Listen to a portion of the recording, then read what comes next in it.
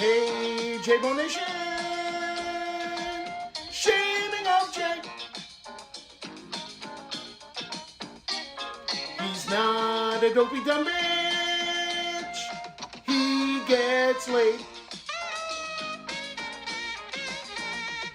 The court jester. The court DJ. It's time to dive into the case. To the case.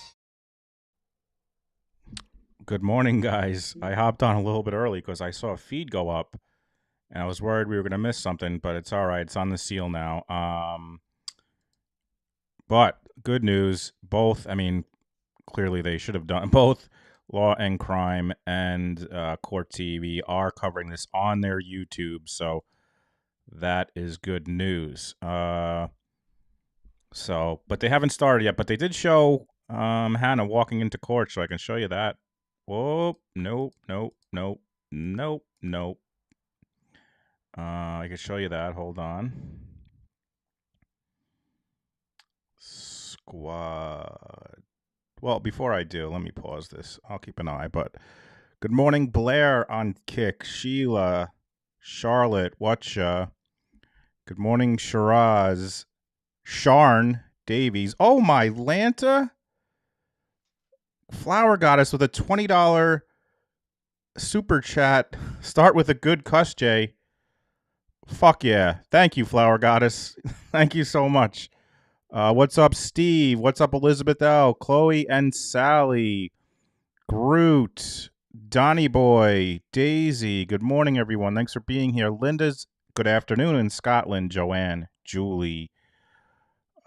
Debbie's here. What's up, Debbie? Glad to see you. Drew. Catherine, Catgrow, Lily, Paulie, Sweet Lou, Elizabeth L, Deb, Bugapoo, Cheryl, Carrie 28, Lila's here, Sarah's here.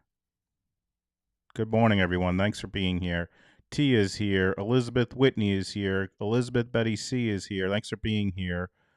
Good morning, RV there yet? Good morning, Amy Albers. All right, let me show you guys real quick.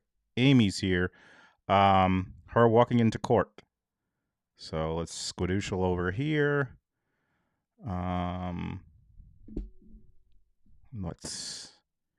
Here she is. Let's, one second here. Thanks for being here. Good morning, everyone. Let's put this over here. Guys, I have 1,000 overlays that I have to adjust when I have to do this, but there she is.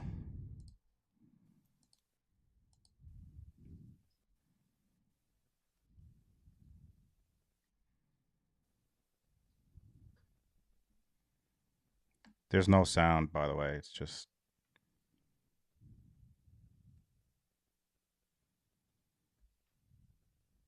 Good morning, Afy is here. Good morning, Tracy K. Thanks for being here, everybody. Laura's here. Good morning. Amy Albers, good morning.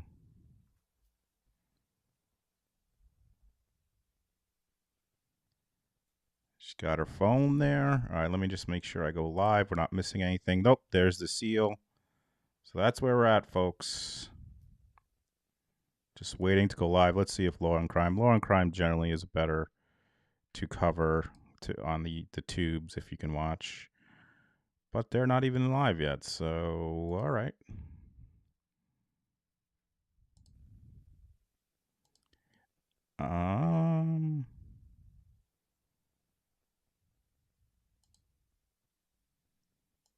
Well, good morning, everyone, and thank you for being here. I appreciate it. Good morning, Todd. Good morning, Rachel. Yes, thank you for choosing JBN. We appreciate you being here. And Publicly Buzz, Steve, if you like my channel, you'll love his. Tonight, he's going to have on Bob Mata, folks, to discuss this case. So make sure you're subscribed to Publicly Buzzed. I promise you, if you're new to my channel and you like it, you'll love his channel. Hey, Lisa. Donnie, this is Donnie's second super chat today of $2. Thank you so much, Donnie. Sorry the bot isn't awake yet to read it. But thank you, Donnie. Carrie 28. Good morning. Good morning, Donna. I'm here for you. As the world ends, I'm here for you, Anonymous.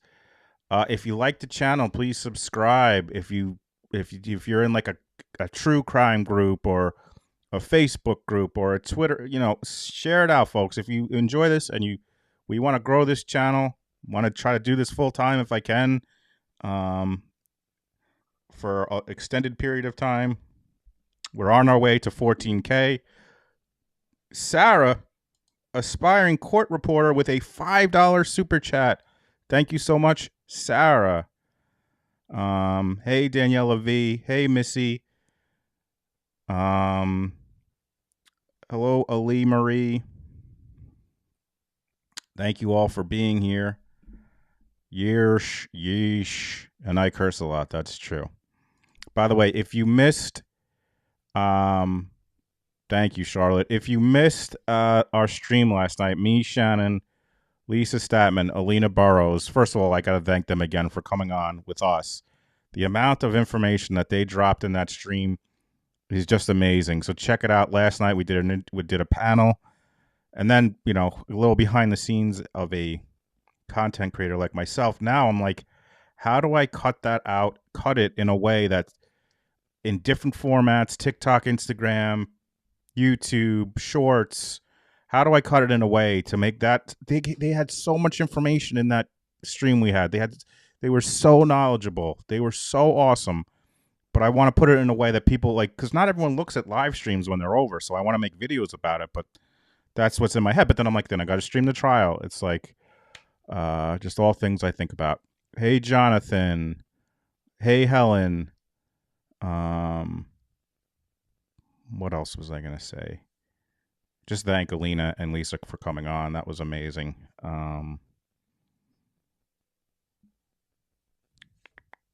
All right, so we're just waiting here, folks.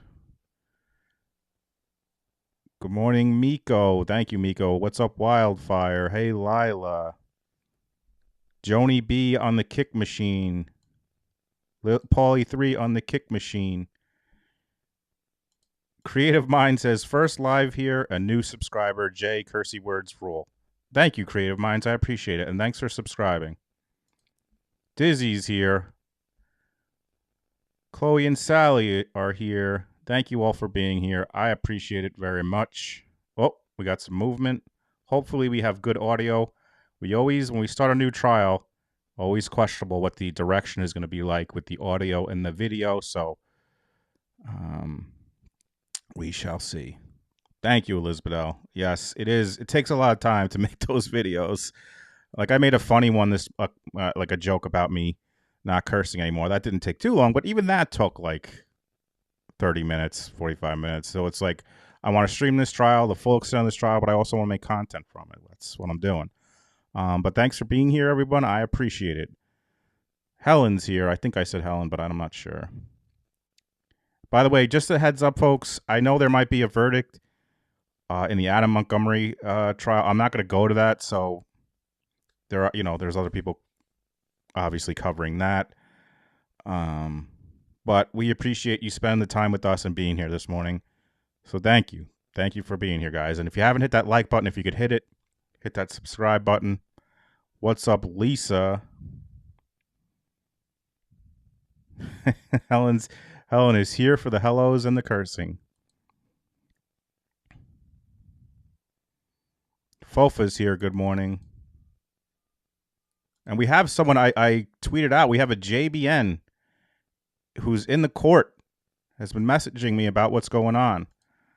Her name is Brianne Malcolm. I just retweeted her. So if you want to give her a file, BREA at BREANNA235. She's in the room right now. She noticed that the jurors have a screen at their seats to see evidence. She's assuming, and she just confirmed that she's in there, that Hannah's in there with her attorneys, but she can't have her phone. So I don't know if she's, oh, here we go.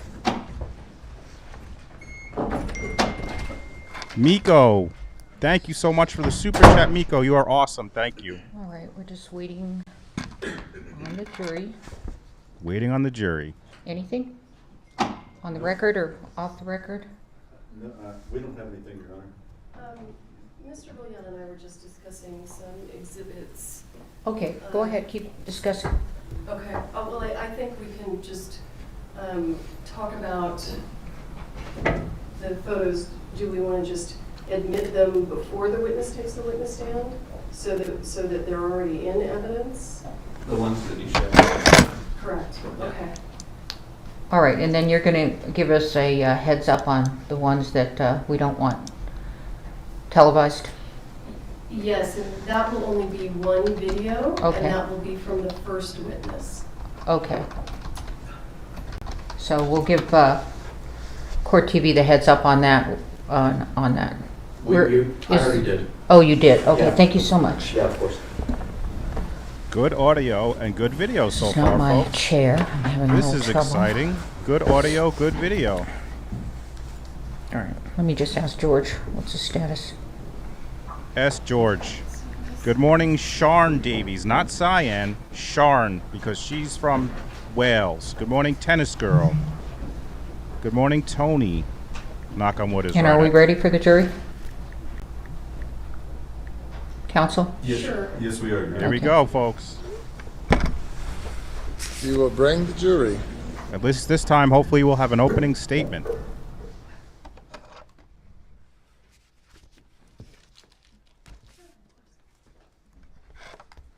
Good morning, Lily. Shiraz says the state is Carrie Morrissey and Jason Lewis. Morrissey has been a defense lawyer for a long time, appointed special counsel by the DA's office. Thank you, Shiraz, for the info. Shelley, good morning. Joanne, good morning.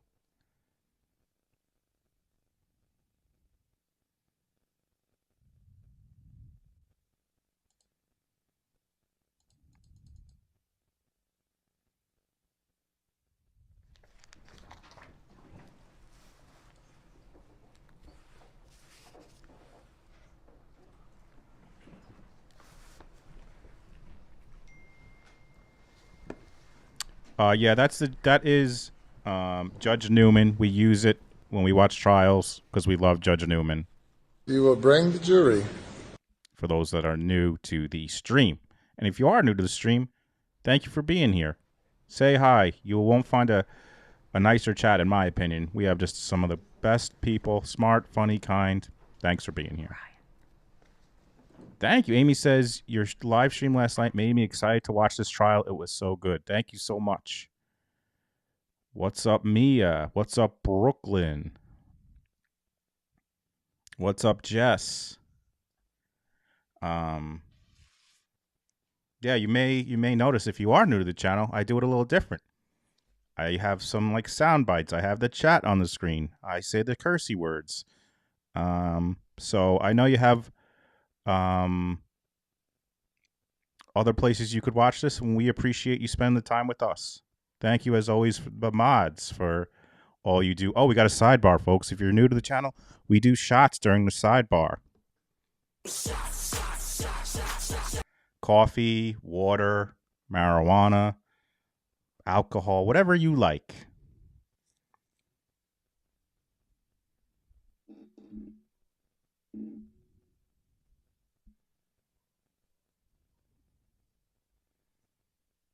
Oh, Mandy Jew. Welcome, Mandy Joe. She's new. Welcome. Welcome, Mandy.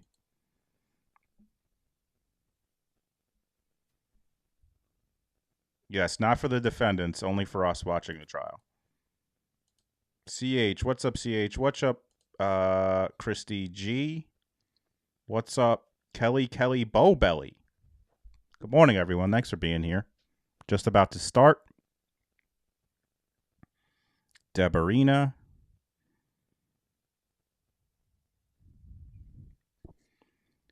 Yeah, let's hope. I agree, Tennis Girl. Let's hope that it's not like Draconis.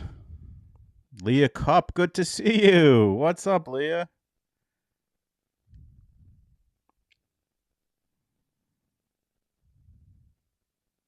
You can absolutely curse in the chat. Go for it. All we ask is we ask you just to be kind and respectful. We don't expect everyone to agree all the time, but we do expect people to be respectful of other people. Looks like Botrix hasn't woken up yet, so that's dumb.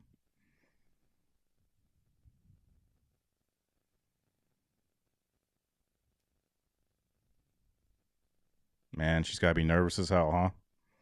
Yes, the trial should be about 2 weeks, is what their website, the court's website says.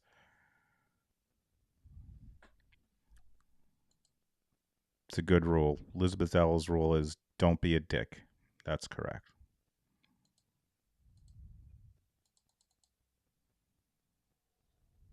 Oh, man, another sidebar? Oh, boy.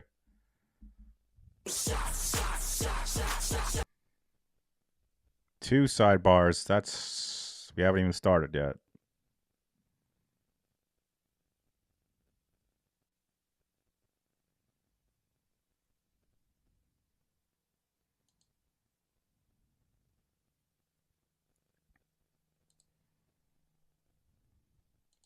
It'll be interesting to see how this goes.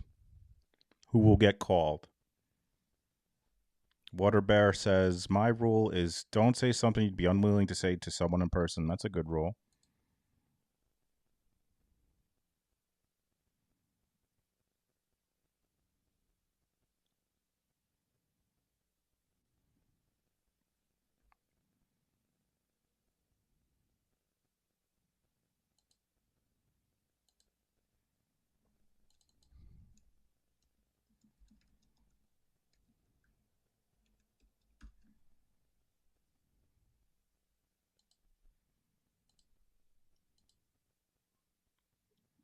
Guys, I'm setting up the ticker now. I usually, if you're new to the channel, I will put who the witness is on the ticker at the top if you're coming in late and you're not sure. So let me set that up right now. Right now it's going to be the opening statements, but I try to keep that updated.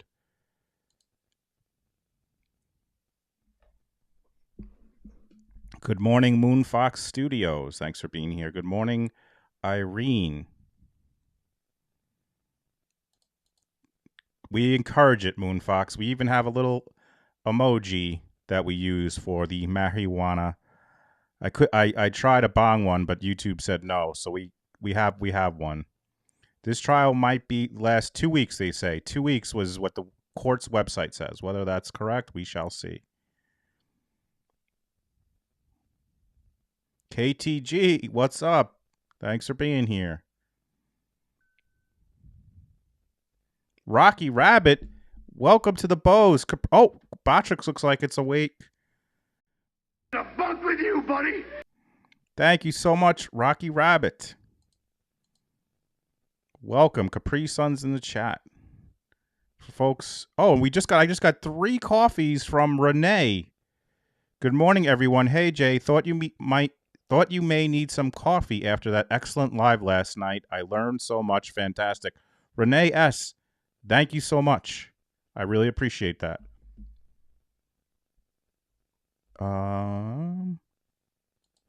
Kimmy's Bless says, congratulations on the last night's show. It was on point. Thank you for getting us so prepared. You're welcome. Thanks for being here. And thanks for your super chats. See some new names in the chat. Thanks for being here, everyone. And if you're new and you wonder what the Capri Suns are about and why we have those emojis, that's because we learned during the Murdaugh trial that psycho asked for Capri Suns as an adult, which is not that bad, but orange Capri Suns, wild. So that's why we have Capri Suns. Good morning, Deja, Sage Lake. Thanks for being here, everyone. Good morning, good morning. What is going on right now? What are we doing? Why is the judge leaving? What the? Oh, there's Renee who got the coffees.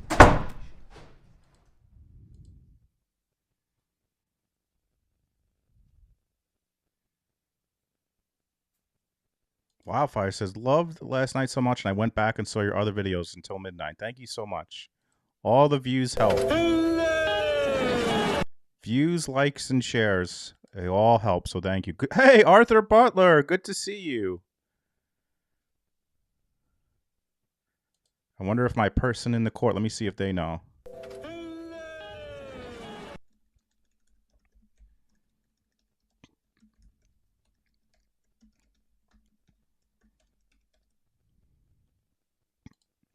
Hey, Ava Paul, welcome. Joanne, gift and a sub. Who gets it? Who gets it? Did it come through? Who got it? Thank you so much. Joanne, you are awesome. And then Sharn Davies.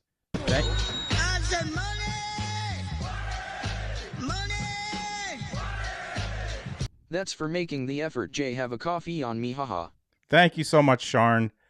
And who just got the chat? Because I'm going to bunk with you, buddy. We're going to be buddies. We're going to be pals. We're going to wrestle around. All right, guys, I have the scoop on what happened. Hold on, let me shut off these effects. I got the scoop on what happened, folks. Are you ready? And I want you to follow Brianne Malcolm. Let her know I sent you over there. Give her a follow. She's our person in the court right now. I'm sharing her Twitter, and she just messaged me that a juror is stuck in traffic trying to get to the courthouse. Hannah and her team left as well. Only person in the gallery not with media. All right, folks, there you go. So, Brianne, thank you, Brianne. Everyone left, apparently. A juror is stuck in traffic trying to get to the courthouse.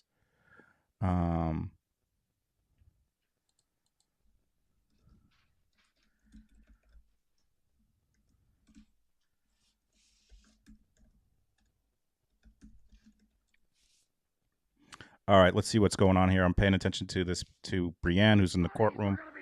What just happened? We got some people gifted memberships. Deja gifted a membership. Who got that one? Fofa. Thank you so much, Deja. Deja's awesome. And then Catherine gifted out a membership. Who got that? Catgrow. Shiraz got it. Awesome. Thank you so much. This is in New Mexico. Good morning, Tina. Good to see you. Irene, member for a month.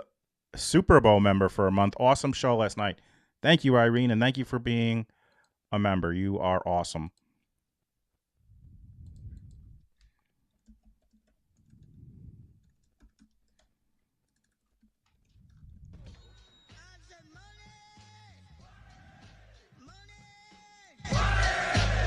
New box on February 28th.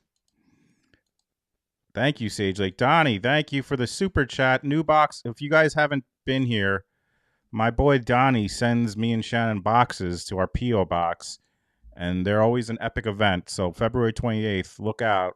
I should be getting delivered a box. When we pick it up, I don't know, but it's always epic.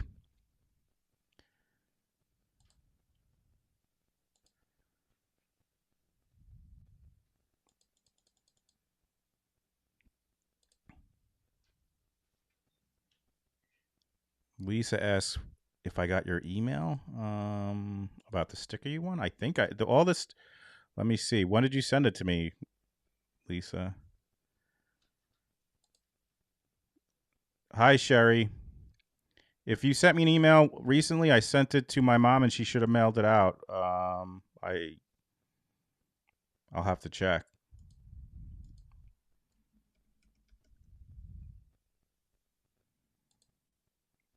Then if you sent it to me, then I got it. I should have got it if you sent it to my email.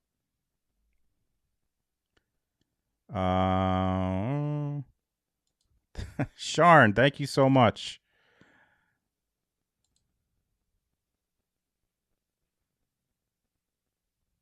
Hey, Debbie. Thanks for being here, guys. If you missed it, we have someone in the courtroom who has advised us that a juror is in traffic. Lisa, if you want, send me an email again today with your email address, PI Lisa, and I'll search that email address and make sure that I got it. Oh, Debbie, gifting out 5 memberships. Debbie, you are awesome. You are the best, Debbie. Thank you so much. Buddy.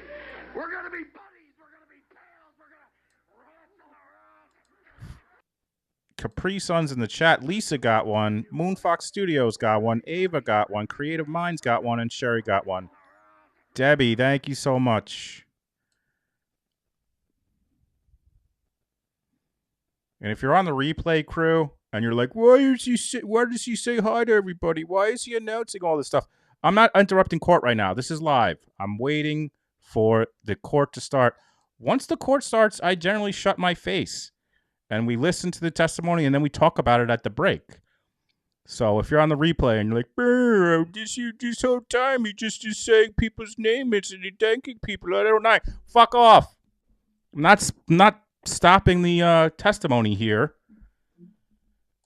I'm waiting. Do I have Terry? I sure do have Terry. And for you, Debbie, here you go. Here you go, Debbie.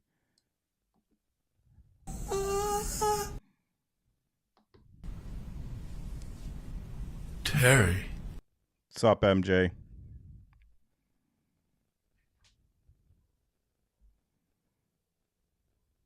Amber's here. Amber has been, both Shannon and my channels has been time stamping all the videos so you guys can get to the point you want to. So Amber, thank you so much for doing those timestamps. I'm glad to hear it, Debbie.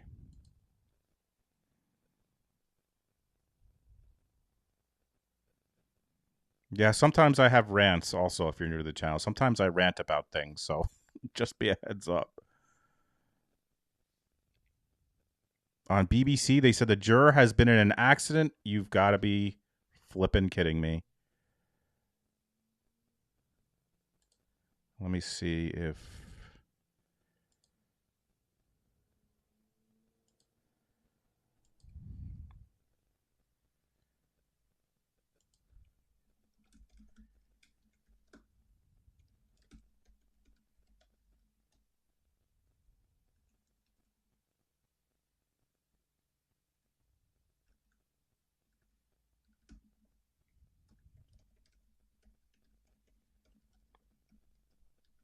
I'm trying to figure out if the juror is stuck because of traffic, because of an accident, or if they were actually in an accident. I guess we will find out. Sea Glass Girl, welcome. You do not have to be a chatter to receive a memberships, but you have to make sure you have them allowed. So let me hope this prompt works. Make sure a link should come up right now. Hey, Mary. And click on that. Click on this link to allow gifts to the channel. You have to. YouTube makes you allow to receive gifts. So just make sure you do that in order to receive them. Hey, Mary Am. Hey, Mona.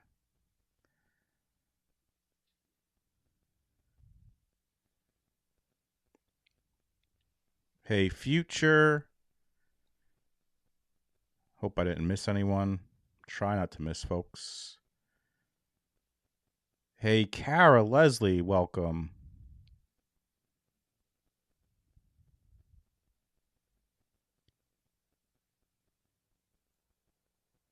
Yeah, that's true. Blackhawks Down says the more you type, the more chance.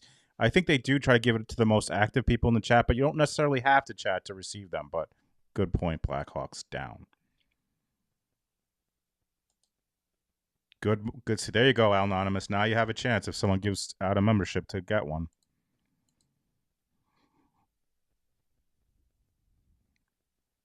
Now's my reminder to hit that like button if you haven't. Oh, here's another reminder. YouTube, for some reason, defaults to Top Chat. And if you're on Top Chat, you miss some stuff. So make sure you change to Live Chat. By the way, right now we are at 13,649 subs, on our way to 14K, which is amazing. And then 15 is going to be a big one. I'm looking forward to trying to hit 15K subs. Jesse Charles is here. Good morning.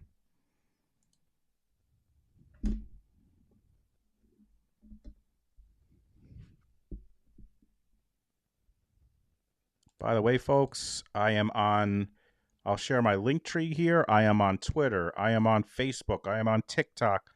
I am on on the gram. If you're on those things, give us a like and check us out.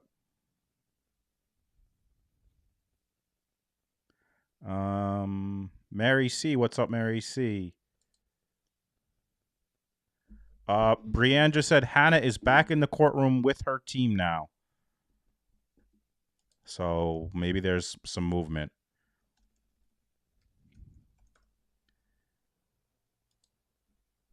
Hey, KLK is here.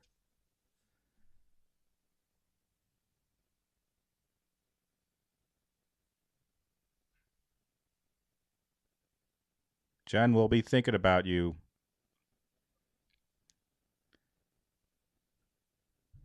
Good morning, Zafiro. You got it, KTJ. Good morning, Cynthia Kelly. Good morning, Dom's mom. Thanks for being here. If you're coming in late, we are waiting because either a juror got into an accident or is in traffic because of an accident, and they're waiting for that juror.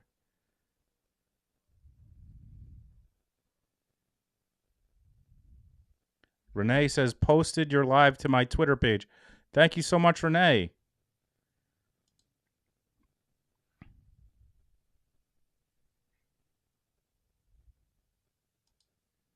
Good question. Will Hannah take the stand? Good question. Good morning, MP from Victoria, BC.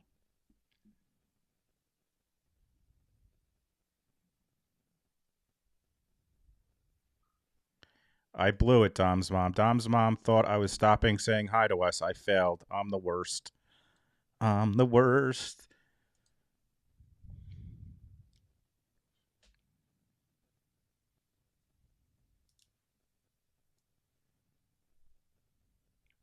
Shelley Tarbett always having us remember about what this is about. Halyna Hutchins, who tragically was killed, had a husband and a son, 9-year-old son.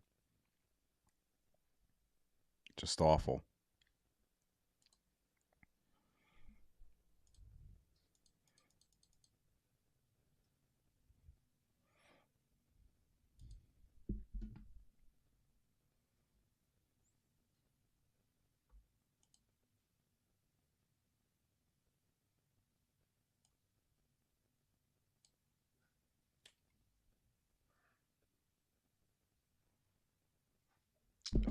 A little bit about me if you're new to the channel.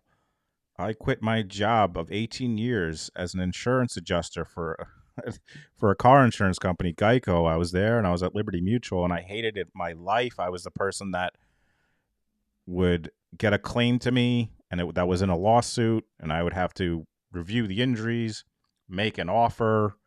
Then the attorney who I was making the offer to was yelling at me that I offered too little. The attorney at Geico and Liberty Mutual would yell at me that I was offering too much. I would have to wake up, I go to every day. I'd have to listen to my negotiation call with everyone in my group. We'd all listen to our calls and like critique it. Oh, nightmare. So now I quit in March of last year, took out money out of my 401k and have been living off that. And then recently I took out the rest of my money from my 401k. So now I have no more money from my 401k, trying to make this something I could do as a career to support my family. So that's where we're at. Was I nervous in my interview? No, Sean. Thank you for asking. I was not. I've gotten comfortable. I get like anxious before I go, but I don't mind doing the interviews. I like doing them. It hasn't started yet. We're still waiting for the jury to come back. Debbie Schultz got pulled over by a hot cop. What a day for Debbie. Thank you, MJ.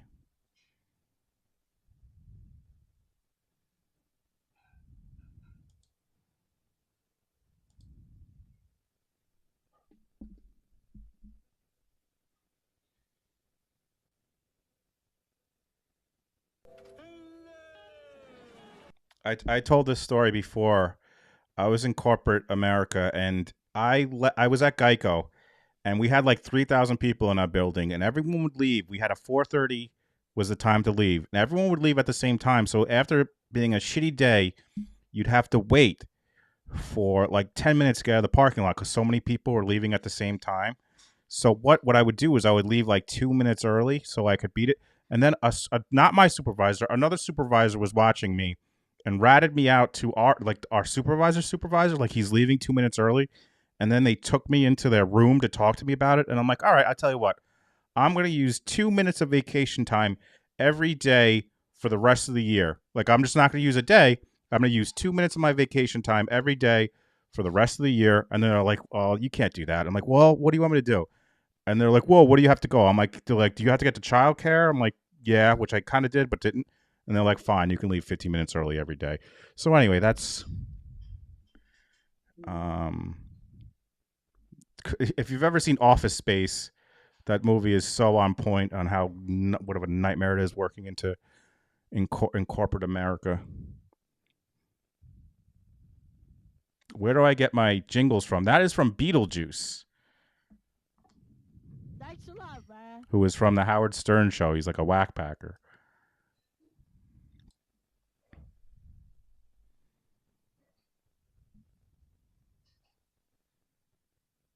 Deanna says, I'm so grateful I get to work from home. Yeah.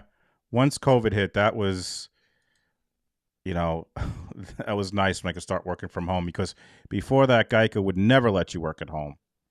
And then I ended up moving to Liberty Mutual. Actually, I have, Miko sent me, if you could see it in the background, you probably can't. I have the red stapler that Miko sent it to me. Guys, if you're coming in late, first of all, thanks for being here. Second of all, a juror either got into an accident or is in traffic for an accident, and we're waiting for a juror. That's why I'm talking about my corporate America days.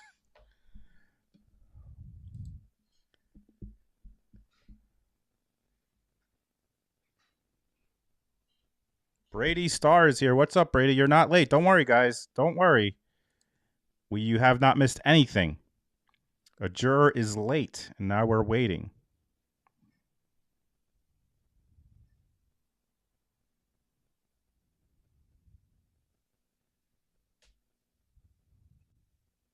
Good morning, Karen.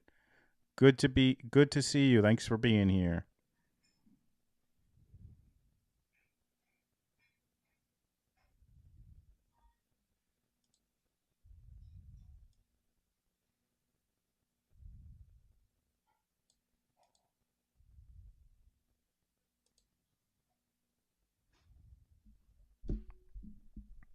Well, let's do a poll.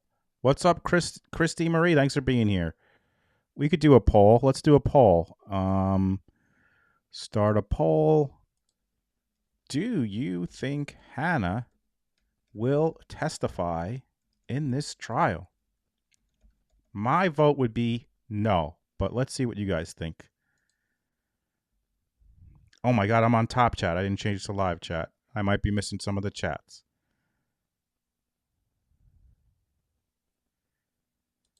Jenna Cole says, I'm kind of curious why they don't just switch to an alternate. I'd be so stressed if I was a late juror. Yeah.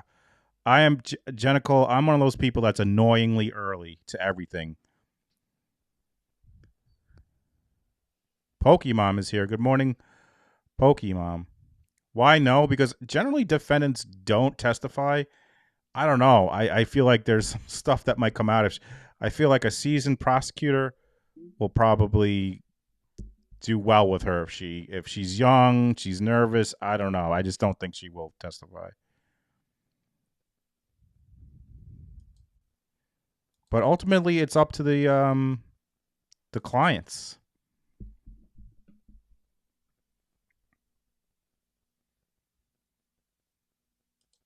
What's this? Which one, Debbie? The Hamptons Who Done It?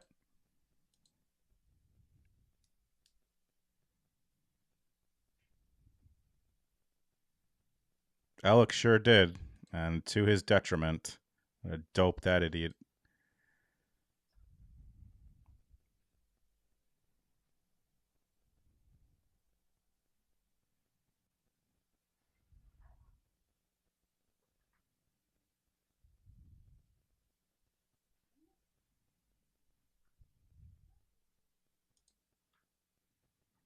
Well, thanks for being here, everyone.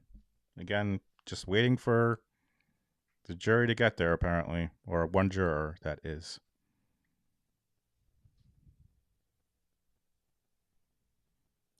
Janicle says, I thought Hannah was too indignant and lacked empathy in her police interview, Cam. Yeah, I tend to agree with that.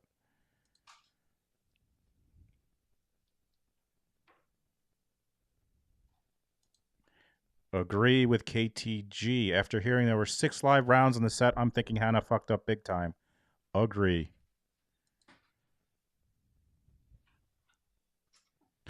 Afy says, LOL, I need a trigger warning when corporate America topic is discussed. That's a good point, Afy. I'm sorry. I should have done that.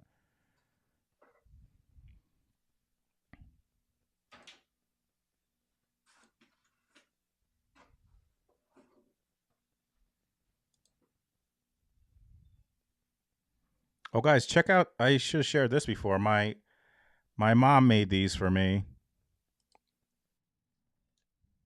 How cool are these? So if you win a sticker, you'll get it wrapped in one of these cool things.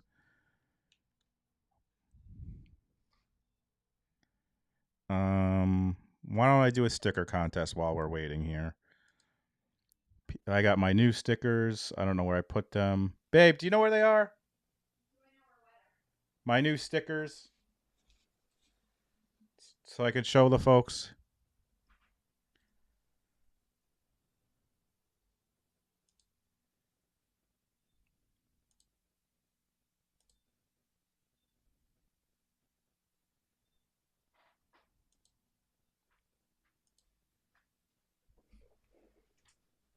Thank you.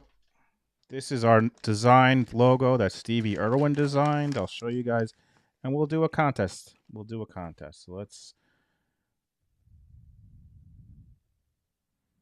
Who wants to win some stickers? Who wants to win some JBN stickers? How do I do this? Giveaways.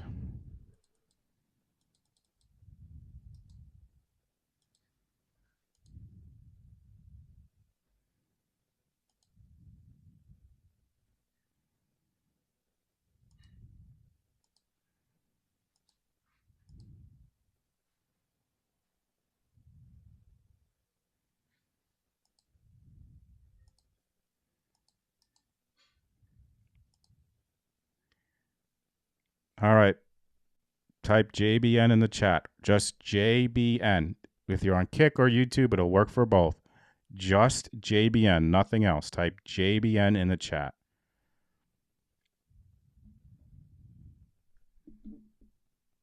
Steve's giving out a membership. Let's see who gets it. Thank you so much, Steve. You're the man. Margaret gets it. Thank you, Steve.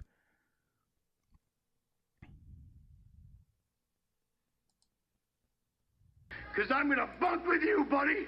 We're going to be buddies. We're going to be pals. We're going to wrestle around. JBN in the chat, folks. JBN. And you'll see that the names are getting added. Thank you, Steve.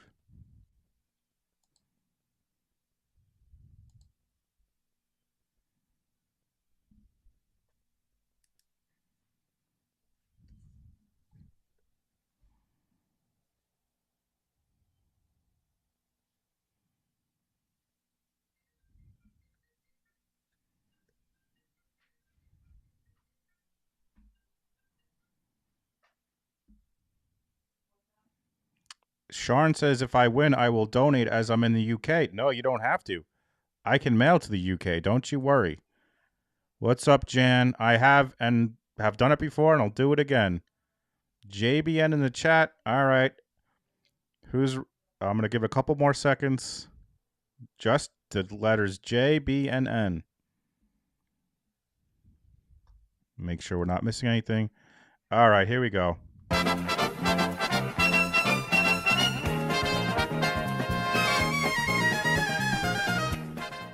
Here we go.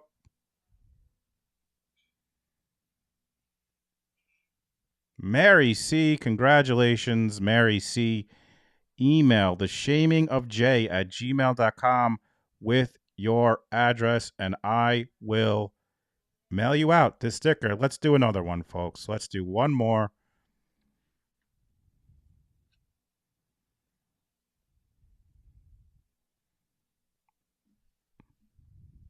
Write something in the chat, Mary C. And I'll do one more. All right, let me remove. All right, one more. Let's go.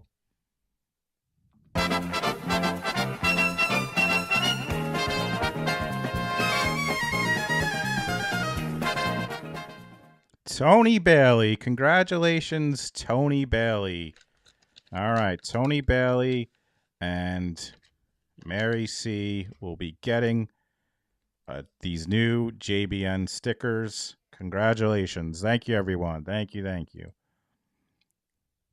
Still waiting, folks. Still waiting.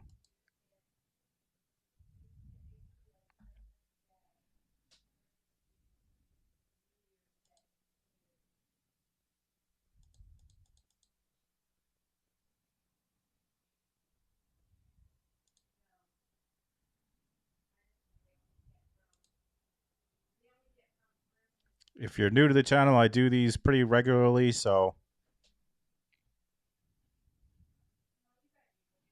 again, Lisa, if who had one previously, just email me again. Forward me the email you sent, just so I can make sure that I sent it out to you.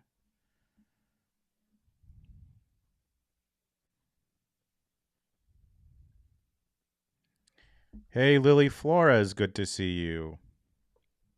Christine Wildside, good to see you. Hit that, yes, if you could hit that like, and you guys are always so good at, we already have 140 likes. Thank you so much, everybody.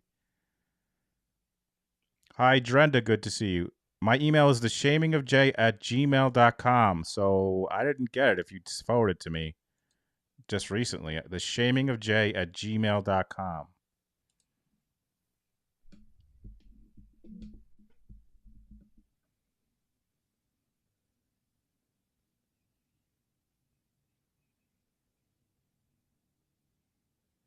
Fuck your life, bing bong. Oh, shizzle. Jan, you are awesome, Jan. Gifting out a membership. Thank you so much, Jan. Who gets it?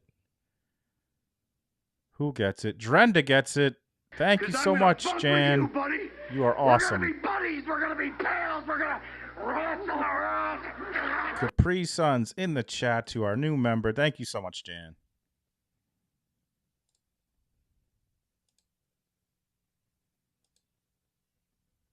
There you go, Lisa. Then I probably didn't get it. If you left out then I'll get it now, and I will forward it to my mom to email out those stickers. Yeah, again, if you're coming in late, folks, waiting on a juror who either got into an accident or is in traffic because of an accident. Can't imagine what Hannah's been Hannah has been waiting for this trial. Lily Flores, $5 super chat. Thank you so much, Lily. I said money! Money! Love your channel, you're the best. Continue the great work. Thank you so much, Lily. You're the best. Thank you. Thank you. Tumbleweeds. Oh, Helen Steiner, who has been so supportive with a $10 super chat. Helen, thank you so much. You are awesome. Thank you, Helen. I said money! Money!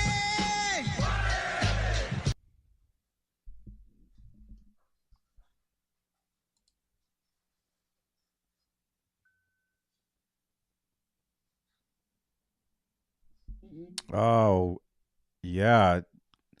Brienne just forwarded me a tweet from Alex Capriello. Off to a rough start. Apparently, one of the jurors was involved in a car accident this morning. So we're waiting on that person to show up before we can actually get started. The court is in recess until then. So there you go. A juror was in a car accident. Hope they're okay.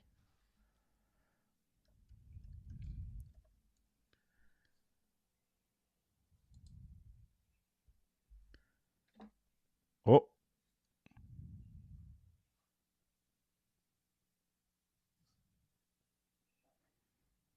All right, Lisa, I got it now. I got the email now.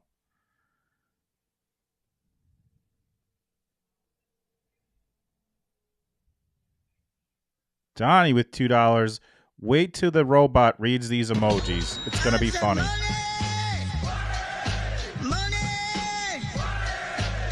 Cigarette alien zany face fire fire fire pile of poo pile of poo. Thanks, Donnie. You're the best, Donnie. Donnie with like his third super chat today. I hope Karen hasn't had her credit card stolen. Thank you, Donnie.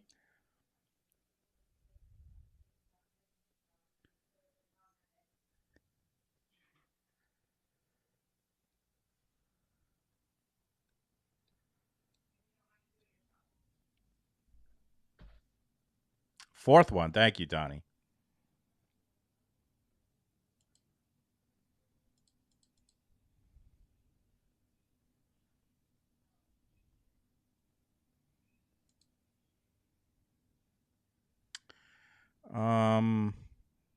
I can see if Judge Boyd is live while we're waiting. I just don't want to miss anything. But also, like, how much can I just...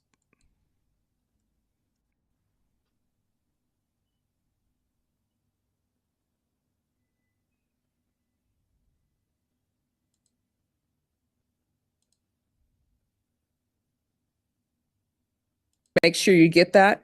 How are we on Discovery?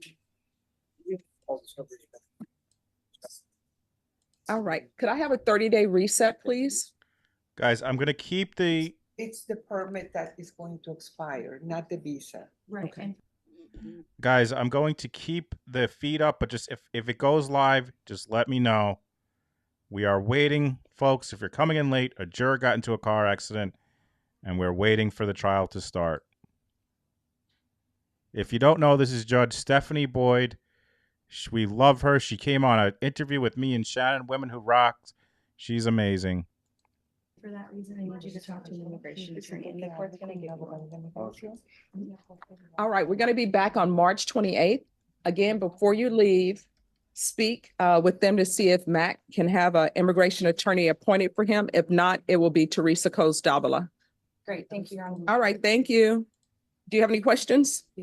Not at this time, thank you. No. All right. You're excused. Thank you.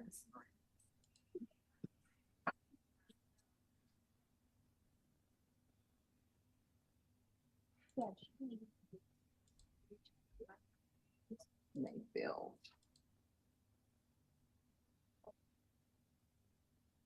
Yes, she did. Here you go. Could I see the parties on Tamar McIntyre? You know what I also want to do? I want to share to you guys. I know there are some new folks to the channel. So I want to go to my channel and I want to go to playlists. It's actually under podcasts for some reason. I don't understand why. But we've had some amazing women on. And both of our guests Mary's yesterday, well, nope, were Women Who Rock. We've had Judge Boyd, Julie Murray, Lauren Lee Malloy, Ali Mata, Kerry Rawson, Dr. Joni Johnston, Lisa Statman, Alina Burrows, Jessica Knoll, Karen Smith, Sunny Slaughter, Susan Hendricks. So if you're new to the channel, you might not be aware of that, and I want to share this link. How do I do it? So like, if we've had some great interviews with some amazing women.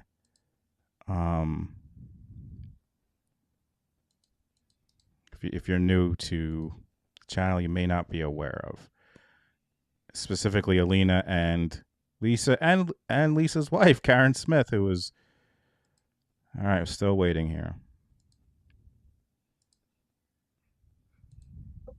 Do you want me to call them back and ask if they can have one? Yes, if you can call them. Sure. And if they can't, then Teresa Coase-Davila. All right, today is the plea deadline date. So is the plea being accepted? Rejected, Your Honor. All right, so we'll need a jury trial date. I'm going to recall this. We're going to recall this for March 11th. And at that time, you will be given your jury trial date. Okay.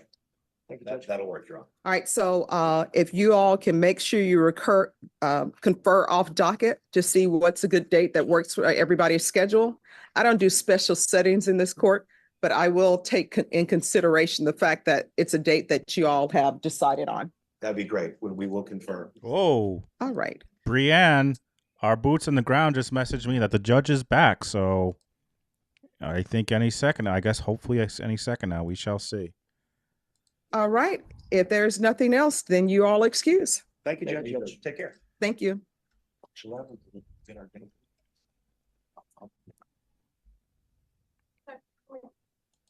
And that's on McIntyre. Yes. You're welcome.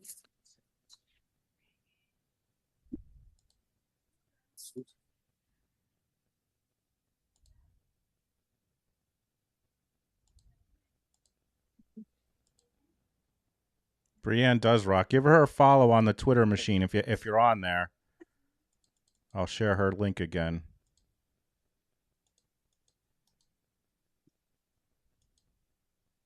Carball Mayfield.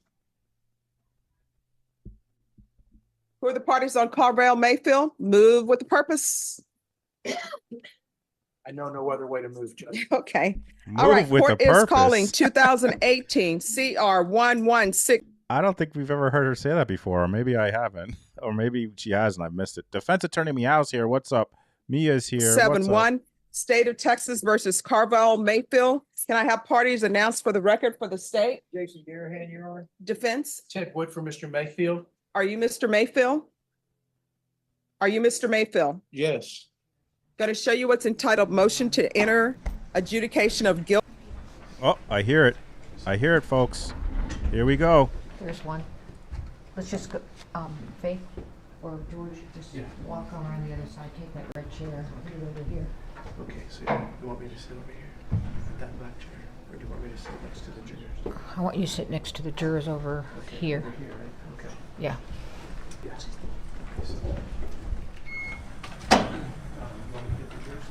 I want you to get the red chair. No, yeah, well, you could watch. So there's a video. So it's either Brianna's reporting to me. They are getting the jury. Court TV is not allowed to show the first video with the first witness. She thinks it's the body cam, but she'll let us know for sure. So there you go, folks. Our boots on the ground, Brienne. They're setting this up because they can't show whatever this video is going to be for the first Okay, witness. just a minute, George. Don't leave. All right, we're on the record. The jurors are here. All jurors are here. Okay. And Court TV asked me to put on the record what they cannot show. And it's the first video? Correct. Okay. Where's Court TV? Anybody, a representative that I can focus on? All right, so do you have any do you have any questions? Okay. Here comes Grace. That's Grace. Oh. Hannah, right? This is Grace from Grace. Oh, Grace. Okay, Grace, remember we talked?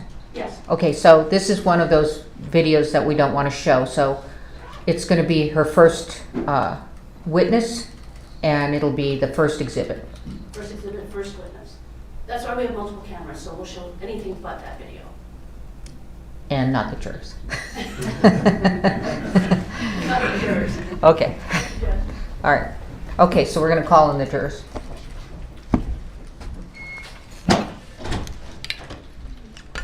All right, we're gonna do it again. We had a dress rehearsal. You will bring the jury.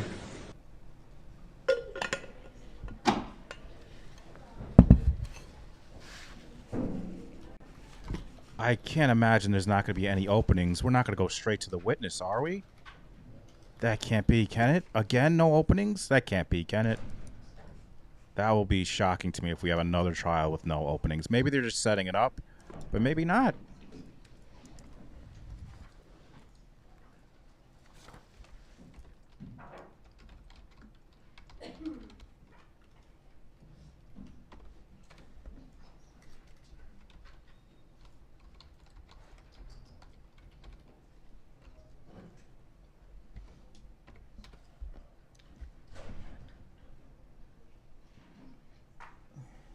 What's up, Mike?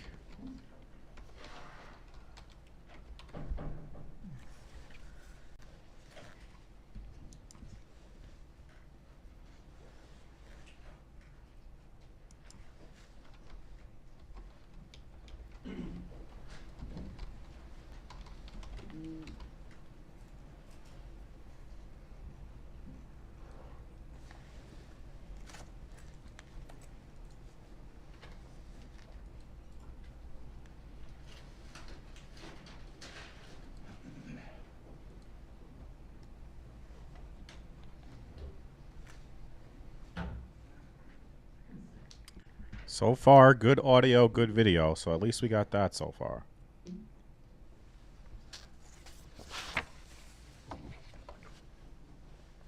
Again, publicly buzzed, folks. Doing a show with Bob Mata tonight. Again, if you like my channel, I promise you'll like theirs. Give them a subscription. Hey, Ann, good to see you. All rise. Here we go. Here we go.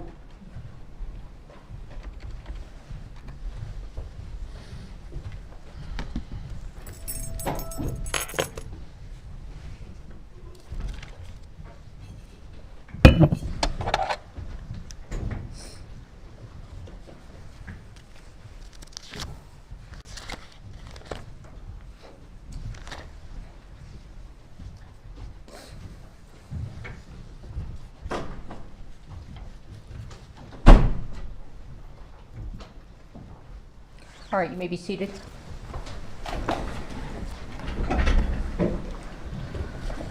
All right, the matter I'm calling is State of New Mexico versus Hannah Gutierrez, D101CR, 2023-40. Parties state their name. Good morning, Your Honor. Jason Lewis and Carrie Morrissey on behalf of the State of New Mexico. Good morning, Your Honor. Jason Bowles, Carmela Cisneros, and Todd Bullion are here for Hannah Gutierrez Reed, who is present. All right, thank you very much. All right, jurors, so I, first of all, thank you for your patience. As they say, accidents happen, so thank you. All right, so I'm going to give you an explanation of trial procedure. Can you all hear me okay? Okay, and I already swore you in yesterday, okay? So, where'd George go? Just gonna tell you you've met my bailiff. There he is. Okay, yeah, do we need, yeah, we'll wait. Can you say something in the mic? Hello. So you can put these on, she said.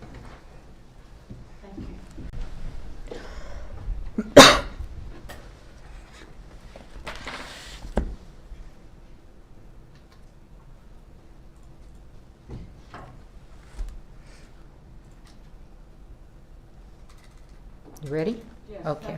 Okay, so I called the case. So this is a criminal case commenced by the state charging the defendant with a third amended criminal information. I will read this to you to remind you of what the charges are. It sounds formal. Count 1, involuntary manslaughter in that on or about October 21, 2021 in Santa Fe County, New Mexico at the Bonanza Creek Ranch, located at 545 Bonanza Creek Road, Santa Fe, New Mexico, 87508. The above named defendant did cause the death of Halyna Hutchins, committed in the commission of an unlawful act, to wit, negligent use of a deadly weapon. In the alternative, count 1, involuntary manslaughter in that on or about October 21, 2021 in Santa Fe County, New Mexico, at the Bonanza Creek Ranch, located at 545 Bonanza Creek Road, Santa Fe, New Mexico, 87508. The above named defendant did cause the death of Halyna Hutchins, committed in the commission of a lawful act which might produce death in an unlawful manner or without due caution or circumspection. Count 2, tampering with evidence in that on or about October 21, 2021 in Santa Fe County, New Mexico, the above named defendant did transfer narcotics to another person with the intent to prevent the apprehension, prosecution, or conviction of herself and the, thank you. All right. So remember that Ms. Halyna Gutierrez is presumed innocent. The burden is on the state to prove guilt beyond a reasonable doubt. I have some instructions to give you. These are instructions that you'll follow throughout the trial. First of all, one of the most important is all of you must pay close attention to the evidence. After you've read all of the evidence, I will read the final instructions of law to you. You will also receive a written copy of all instructions. You must follow the final instructions in deciding the case. Again, the trial is expected to last possibly through May 8th. And we're here every day except the weekends, 8:30 to 5, okay? We'll take a morning break. We'll take a lunch break. We'll take an afternoon break. Let's see. Please report to where you've reported today. I think she at meant 8:30 March so we 8th, can folks. start. She meant March 8th. If you know you might be There's late for no some way reason, she meant please May leave 8th. early. Do not come into the courtroom unless you are accompanied by George, my bailiff. You may take water into the courtroom with you, but no hot liquid or coffee. We stand up out of respect for you because you are the ultimate decision makers as to the facts in this particular case. So when you come into court, go ahead, be seated, and after all of you are seated, we will be seated. It is so important to hear. Do not miss one word. Raise your hand, don't wait. Don't be shy, okay? This is a public proceeding, so people may go in and out. You may find yourself looking at who is going in and out, but after a while, I think you'll get used to it. However, if there is anything distracting you from being able to listen and be involved in the case, please tell George and he'll let me know. Really can't do anything about the temperature, so as I said, layers. You are allowed but not required to take notes during trial. George will hand you each a notepad and a pen or pencil. Please put your name on the front of the page, on the front of the pad, and then take notes beginning on the second page. On breaks, leave them on your chair or follow what George says, leave or take back to the jury room. He'll collect them at the end of the day, and in the morning he'll return them. Please don't worry about your notes being read by anyone. They're locked up at night, and then at the end of the trial they're shredded immediately, okay? Don't let your notes take the place of your independent memory of the evidence. When taking notes, please don't forget to pay close attention to the witnesses during their testimony because it will help you assess their appearance, behavior, memory, and whatever else bears on their credibility. Let's go through the order of trial for any of you that have not been through a criminal trial. A criminal trial generally begins with the lawyers telling you what they expect the evidence to show. This is called opening statements. These statements made by the lawyers during the course of trial can be of considerable assistance to you in understanding the evidence as it is presented at trial. Statements of the lawyers, however, are not themselves evidence. The evidence will be the testimony of the witnesses, exhibits, and any facts agreed to by the parties. After you have heard all of the evidence, I will then give you final instructions on the law. The lawyers will argue the case, that's called closing argument, and then you will retire to the jury room to arrive at a verdict. It is my duty to decide what evidence you may consider. Your job is to find and determine the facts in this case, which you must do solely upon the evidence received here in court. It is the duty of the lawyer to object to questions, testimony, or exhibits the lawyer believes may not be proper, and you must not hold such objection against the objecting party. I will sustain objections if the question or evidence sought is improper for you to consider. If I sustain an objection to evidence, you must not consider such evidence, nor may you consider any evidence that I have told you to disregard. By itself, a question is not evidence. You must not speculate about what would be the answer to a question that I rule cannot be answered. It is for you to decide whether the witnesses know what they are talking about and whether they are being truthful. You may give the testimony of any witness whatever weight you believe it merits. You may take into account, among other things, the witness's ability and opportunities to observe, memory, manner, or any bias or prejudice that the witness may have, and the reasonableness of the testimony considered in light of all of the evidence in the case. No ruling, gesture, or comment I make during the course of the trial should influence your decision in this case. At times, I may ask questions of witnesses. If I do, such questions do not in any way indicate my opinion about the facts or indicate the weight I feel you should give to the testimony of the witness. Questions by jurors. Ordinarily, the attorneys will develop all pertinent evidence. It is the exception rather than the rule that an individual juror will have an unanswered question after all of the evidence is presented. However, if you feel an important question has not been asked or answered, write it down on a piece of your note paper and give it to George before the witness leaves the stand. I will decide whether or when your question will be asked. Rules of evidence or other considerations apply to questions you submit and may prevent the question from being asked. If the question is not asked, please do not give it any further consideration, do not discuss it with the other jurors, and please do not hold it against either side that you did not get an answer. Conduct of jurors. You must again decide the case solely upon the evidence received in court. You must not consider anything you may have read or heard about the case outside the courtroom. During the trial and your deliberations, you must avoid news accounts of the trial, whether they be on radio, television, the internet, or in a newspaper or other written publication. You must not visit the scene of the incident on your own. You cannot make experiments with reference to this case. You cannot Google anything about this case, do any research about the subject matter of the case. And that would include anything regarding this, pre or current. If an exhibit is, this is very important, until you retire to deliberate the case. And that means after closing argument when you've received all the evidence. You must not discuss this case or the evidence with anyone, even with each other. So as I said yesterday, I'm sorry to harp, but this is so important. What I said yesterday was you cannot, while you're in that jury deliberation room, that is not a time for you to discuss the case while you're sitting around. No, it's, as I said, after all of the evidence, that'll be down the line, March 8th, and we send you off to deliberate.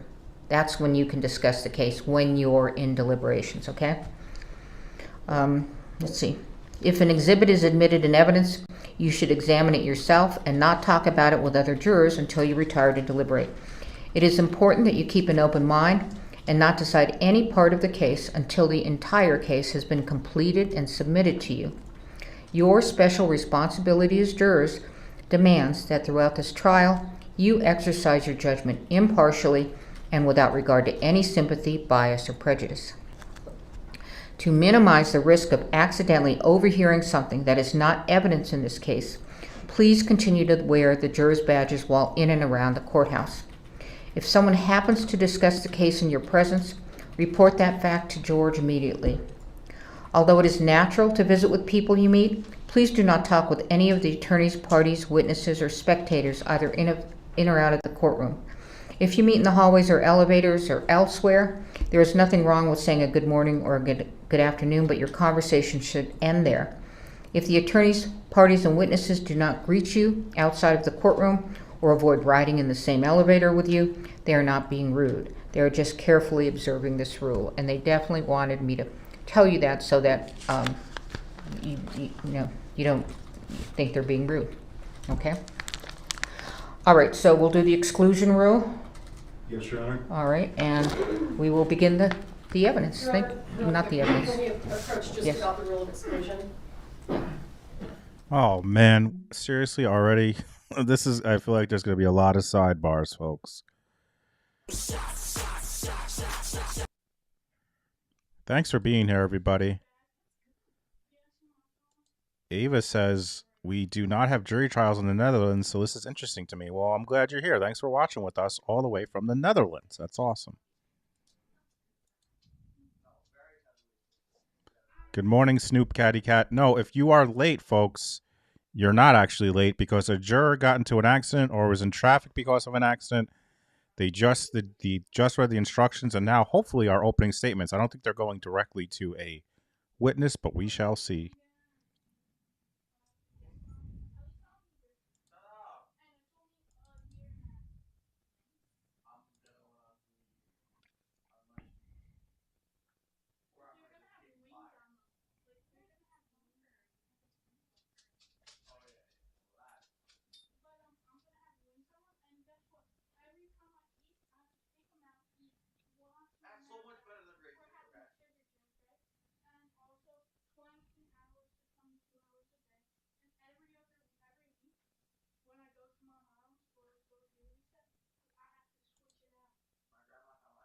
Giovanna says, even in Italy, no jurors, it be judges. Thanks for being here, everybody. If you haven't hit that like button, hit it. Share this out. Share it to your friends. If you haven't subscribed, subscribe. Scotland. And have poker faces, but I said May 8th. I meant March 8th. Okay. March 8th. There you go, folks. March 8th. March Panic 8th. there, but nobody showed their panic. All right, so March 8th. Okay, now I'm going to remind, you will hear this, it will sound, there's going to be two things that sound like a broken record. And one is, every time we take a break or whatever, do not talk among yourselves or anyone else about the evidence received here in court. Very important. The other thing is, because we are doing court TV, I don't know if you all know that, but, and by the way, they're not filming you. They're not allowed to film you, so don't worry about that. And then because you're wearing your juror badges, they will know to leave you alone in and around the courthouse and lunch and everything, whatever, okay? Now, I will be saying a lot that the witnesses may not be watching the live stream court TV. That's important to, so that they're not hearing the evidence. That's what they just asked me to do. So that will come whenever I think of it, because as they pointed out, a witness may get on the live stream and have missed my direction, although they should know it anyway. Okay? All right, so I did say we'll start the evidence, but that's actually wrong. We're going to start with opening statement, which is not evidence. Here we go, folks. Opening statements. Good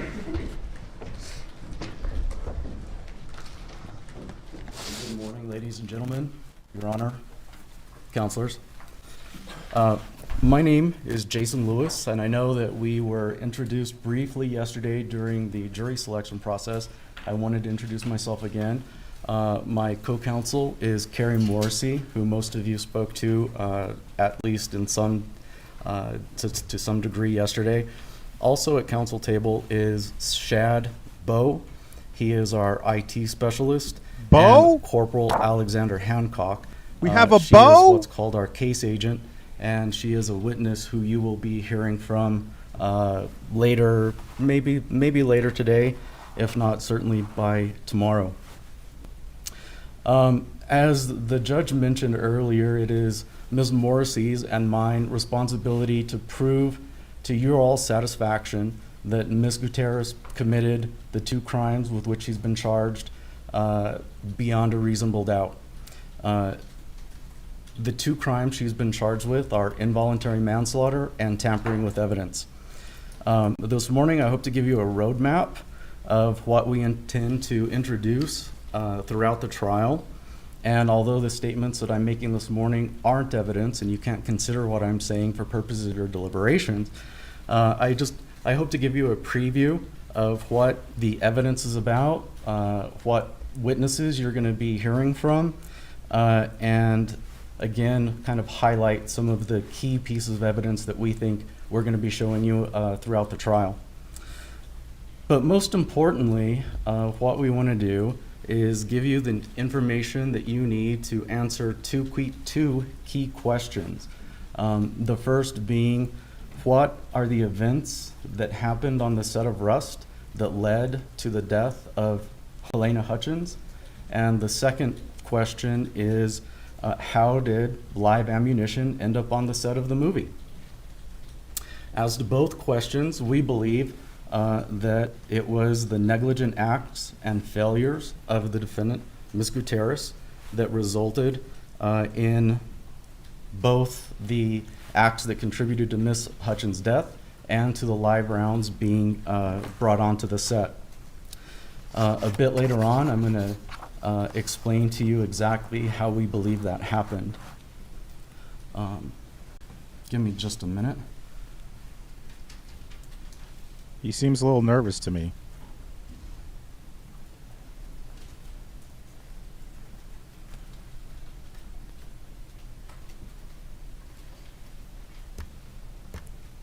I'm going to put some images up on the screen for you guys, but there's a little process we have to go through to get that going.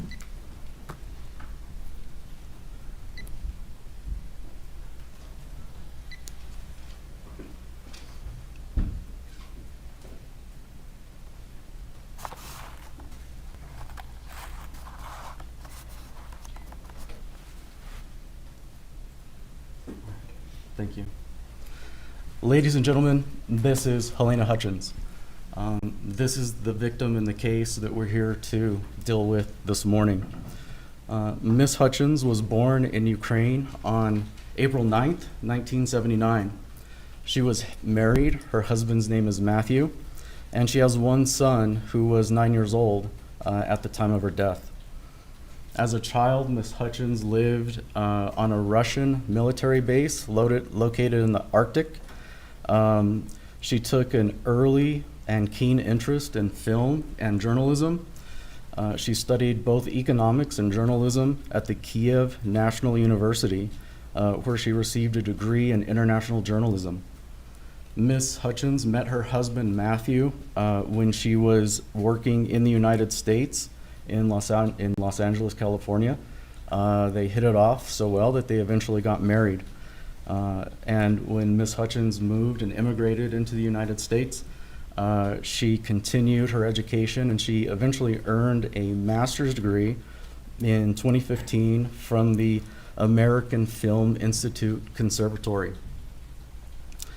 While in Los Angeles, Ms. Hutchins transitioned into the film and television industry working as a cinematographer. This was a job that she loved and she had a great passion for. For those of you, oh, I'm sorry. No, just speak up. Okay, I apologize. My microphone has been off this whole time and I didn't know. For those of you who may not know, a cinematographer is a person who works behind the scenes on a film, and the cinematographer is responsible for creating the overall vision of the film. In very basic terms, the cinematographer decides how the movie will be lit and colored and how the final footage will appear on the screen when you watch the movie. And in fact, Ms. Hutchins was working as a cinematographer for the movie Rust, which when she was tragically shot and killed on October 21st, 2021. By all accounts, from the folks who knew her and worked with her, and many of those you will be hearing from, she was a gifted and talented artist, but above all, she was a loving wife and mother. And like Ms. Hutchins, the defendant, Halyna Gutierrez, was also a behind-the-scenes member of the Rust crew. Ms. Gutierrez was hired to perform a dual role on the movie. She was hired to be both an armorer and a props assistant.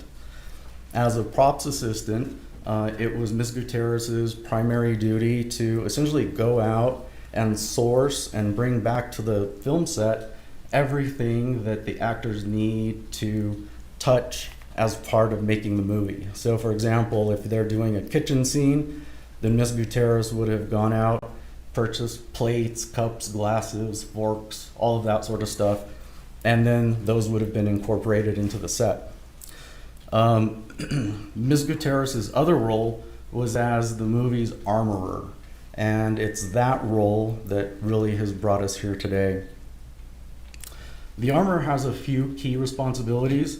The first responsibility is to source and bring to the set all of the firearms that are going to be used as part of the movie. So for a modern movie, that may have required her to purchase or obtain machine guns, semi-automatic handguns, long rifles, and that sort of thing. But for a Western like Rust, the armorer would have to source weapons that were in use at the time so that the movie looks more authentic. And so that would include finding old-looking revolvers and shotguns and things of that nature. I've just put up a photo. This is the firearm that Mr. Baldwin was using in this movie. This is also the firearm that was used in the incident that resulted in the death of Miss Hutchins. One of the things that I think it's important for you all to understand is that throughout this trial, we all may refer to these type of firearms as prop guns, but make no mistake, they are legitimate firearms. If you put a bullet, a live bullet inside of these guns, they will fire. So we sometimes refer to them as prop weapons, but they are absolutely capable of causing a projectile to fly out of the barrel. The other thing that it's important for you all to know is that although this particular weapon looks old, it is actually a brand new gun. This gun was purchased directly from the manufacturer for the purpose of being used in this movie. And although it looks old, it's not a gun that has had hundreds or thousands of rounds put through it. It was a brand new and perfectly functioning gun when it arrived on the set.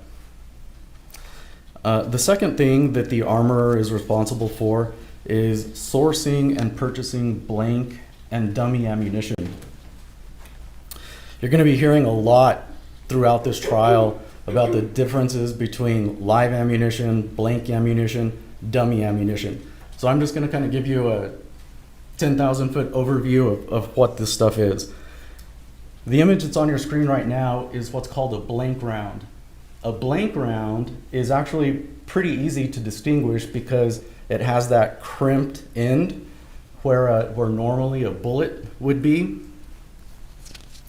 The reason that blanks are used in the movie is because when it's in the gun and an actor pulls a trigger, there is enough gunpowder inside of that blank to cause a pop and have a cloud of smoke come out from the gun, but it doesn't have a projectile that shoots through the barrel of the gun.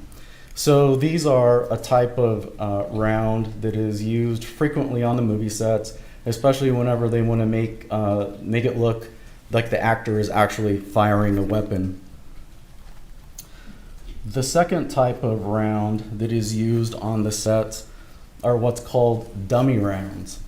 And these are a different story. Dummies look exactly like real bullets. As you can tell from kind of that main image there, although this evidence dummy round has some writing on it, you wouldn't be able to distinguish that from a live bullet if you were just looking at it with your eyes. And because these dummy rounds are designed to look exactly like live ammunition, every round has to be thoroughly checked before it is put inside of one of these firearms.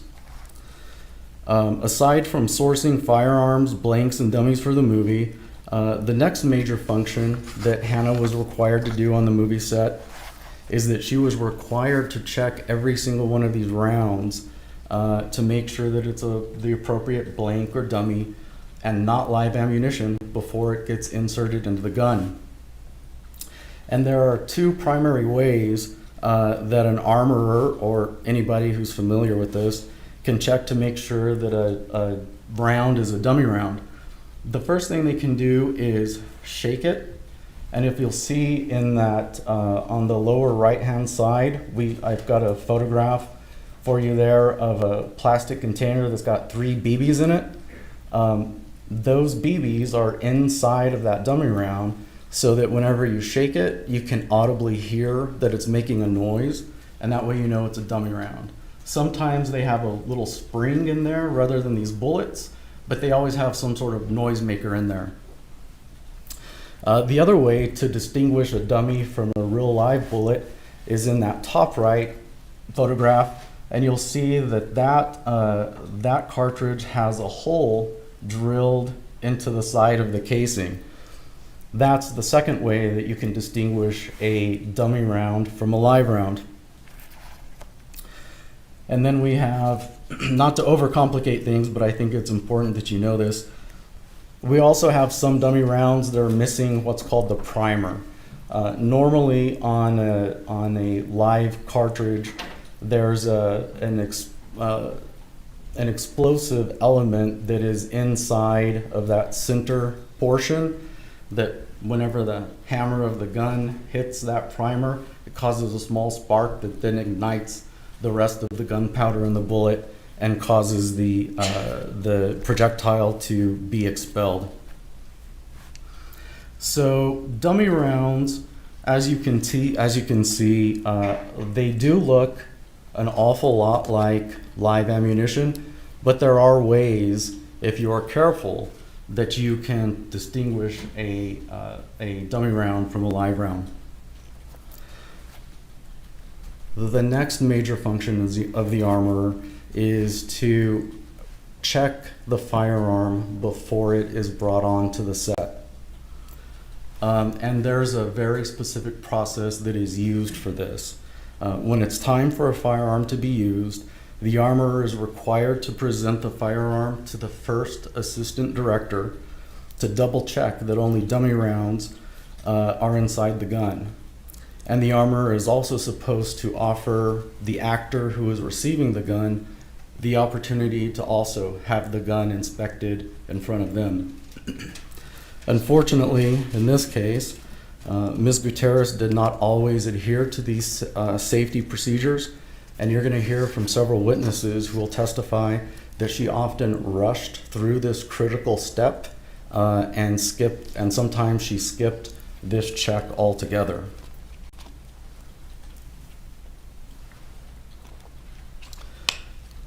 So let's turn to what happened on October 21st, 2021.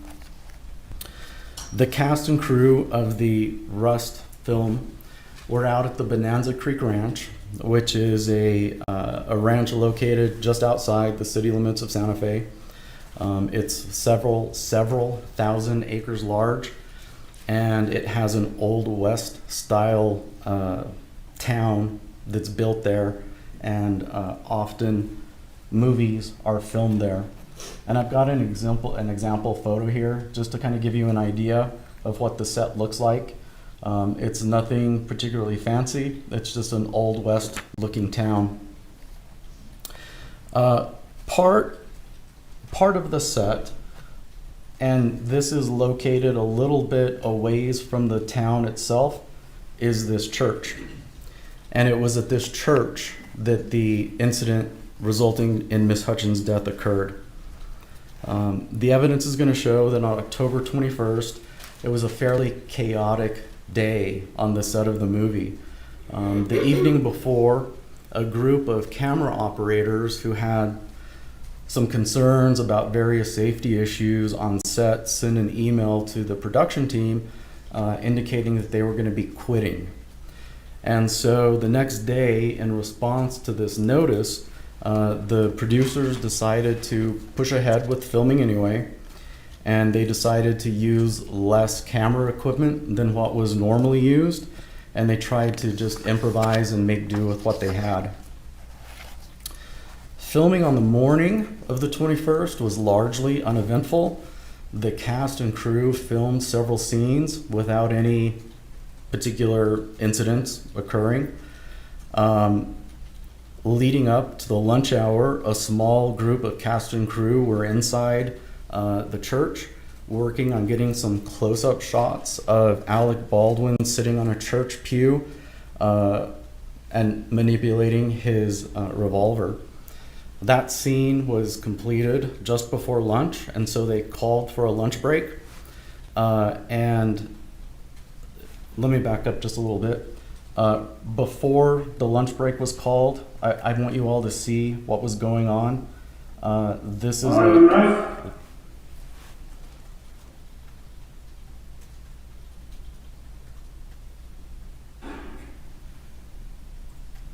So that gives you an idea of what was going on that morning. Alec Baldwin was sitting on a church pew, and he was practicing this draw from his holster with the camera crew kind of close up on top of him. So they completed that scene, and they called for the lunch hour to occur. So during the lunch hour, Ms. Gutierrez took the gun from Mr. Baldwin, and she took it back to the safe, the gun safe that was loaded on a prop cart. Once lunch was over, the production decided that they wanted to continue working inside of the church. But at this point, they weren't actually filming anything like they were in this video that I just showed you. And instead, they were doing what's called a blocking. And that is, in film terms, what you do before you even get to a rehearsal. So it's like a very rough rehearsal where the lighting director, the camera operator, and all of the folks are trying to get things situated so that they can then move into a rehearsal. Whenever a blocking is going on, because they aren't filming, there's really no need for the actor to have a live firearm in their hands, or even for the live firearm to yet be on set. You're going to hear from several witnesses, or from one witness in particular, who's going to testify that for purposes of blocking, Mr. Baldwin could have been using a stick, a rubber gun, anything that would essentially allow him to mimic a gun. It didn't have to be a live firearm. On that day, though, the defendant was asked to provide Mr. Baldwin with a live firearm for the blocking, and she did, and that was within her discretion to do so. You're going to hear that on the day of the shooting, Ms. Gutierrez loaded the gun in the morning with 5 rounds. The revolver, though, is a 6-shooter, so it can hold 6 rounds, but in that morning, she only was able to load 5 of them. After the lunch break was over, Ms. Gutierrez retrieved the gun from the safe, and she cleaned that 6th hole and was able to put a 6th round into the 6th slot. Ms. Gutierrez then took the firearm to the church and handed the gun over to the first assistant director, whose name is Dave Halls. Ms. Gutierrez and Mr. Halls then did a sloppy and incomplete safety check of the gun, where the dummy rounds were not removed from the gun and rattled or checked to see if they had a hole drilled in it. Instead, she just kind of cracked open the gun and partially spun the cylinder to show Mr. Halls a few of the rounds. But they were not removed from the gun, and they weren't all checked.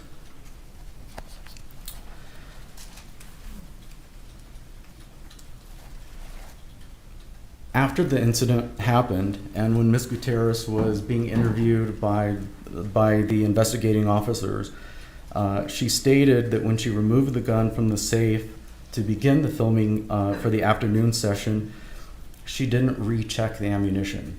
So when she pulled the gun out and put the 6th bullet in, she didn't independently check the rounds at that time either. Our witnesses are going to testify that when the defendant pulled the gun out of the safe after lunch, what she should have done was open the gun and independently herself checked each and every round.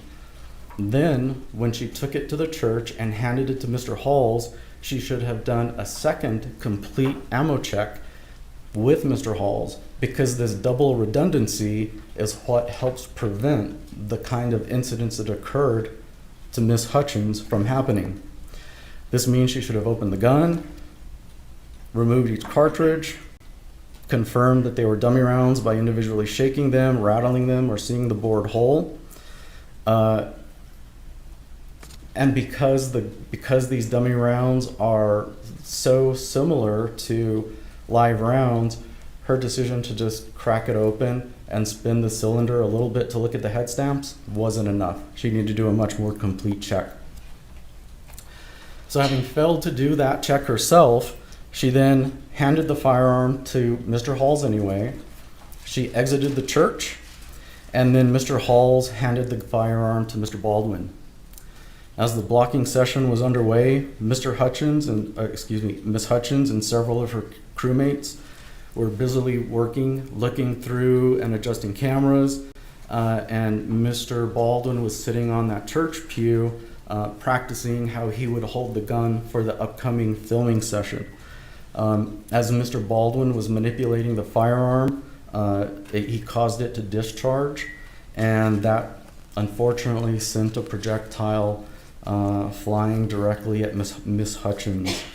The projectile shot completely through Miss Hutchins and then struck the film's director, Joel Souza, in the shoulder.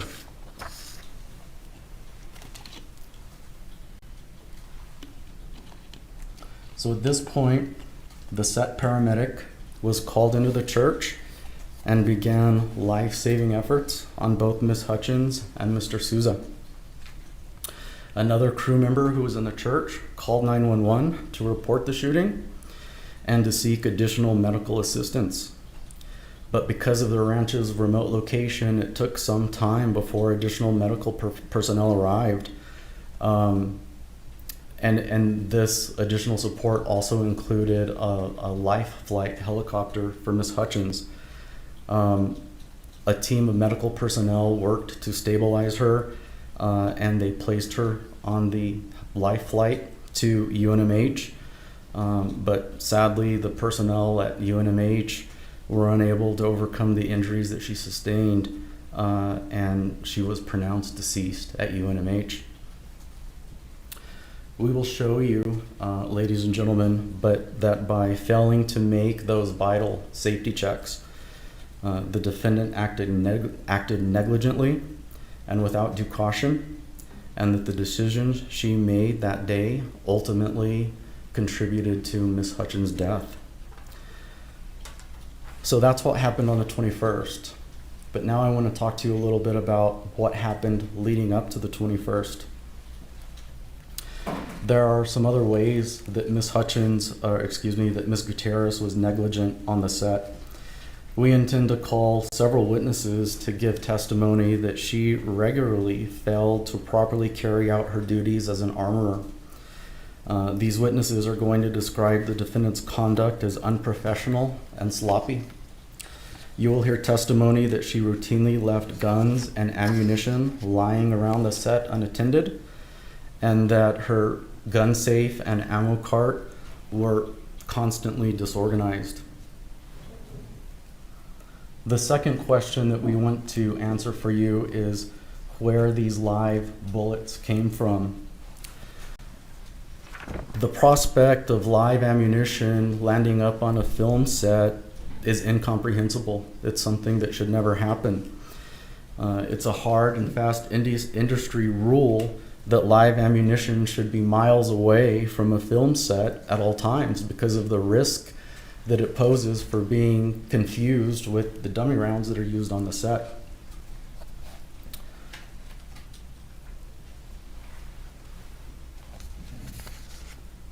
I'm showing you a picture now of a box of ammunition that Miss Gutierrez says she was pulling cartridges from and loading into Mr. Baldwin's firearm on the day the fatal shooting occurred. If you can see the arrow that I'm kind of wiggling around here, this is the box of ammunition that she was pulling from. This is a box of dummies. This second box here is a box of blanks. So these are the kind of rounds that will pop and create smoke. These are the type of rounds that are just supposed to be completely inert.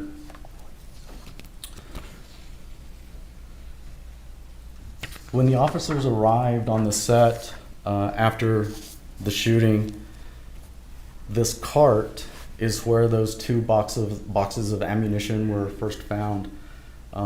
When the officer who was in charge of this prop cart uncovered that the boxes on there were the ones that were being used for that day's filming, he then placed them into his police unit, and that's what you saw in those previous slides. These are the boxes of ammunition inside of a cop car.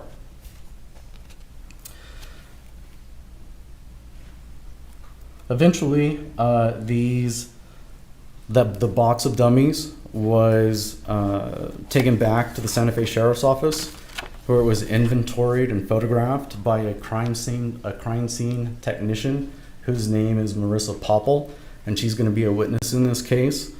The first box of dummies that was opened up is what is on your monitors right now. This is a styrofoam container that has approximately 37 cartridges in it. According to the label on the outside of the box, these are supposed to be dummy cartridges. And I don't know if you've noticed yet, but there is one of these cartridges that doesn't look like the others. It's that one with the red square. Wow. You can see that it has a silver primer, whereas all of the other ones have brass primers. The cartridge in that red box is a live bullet.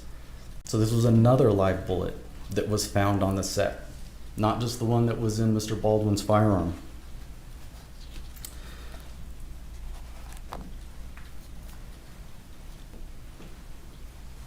Ultimately, you're going to hear from us that there were not just these two, but a total of 6 live bullets that were found on the set. 6.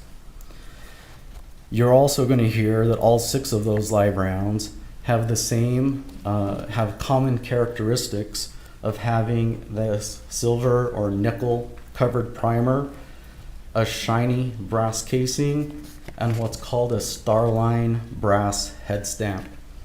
I don't know if you can tell in your monitors or not, but this impression that is on each of these cartridges, it looks like a star and then a line and a star. That indicates that it's a Starline brass manufactured casing.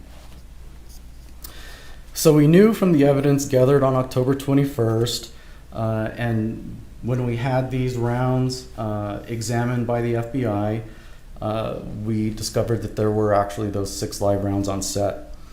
And so our next step was to determine whether there was any way, if we could tell when those live rounds ended up on the set.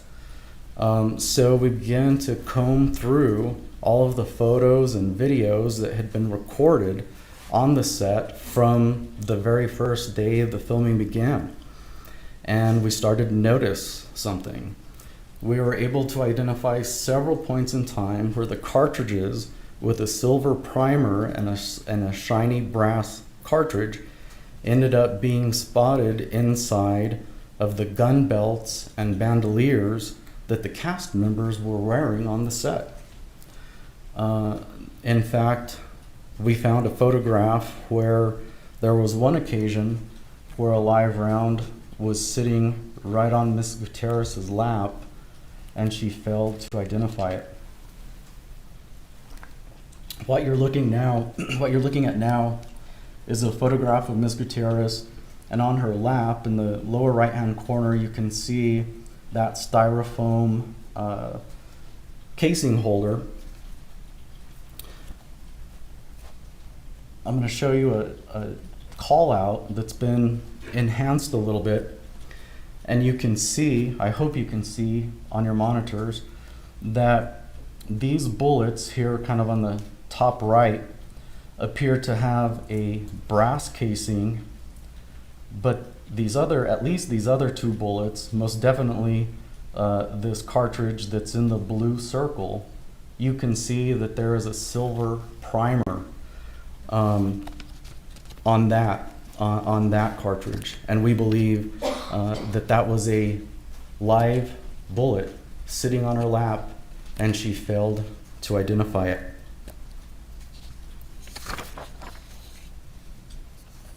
She's done. I mean, what?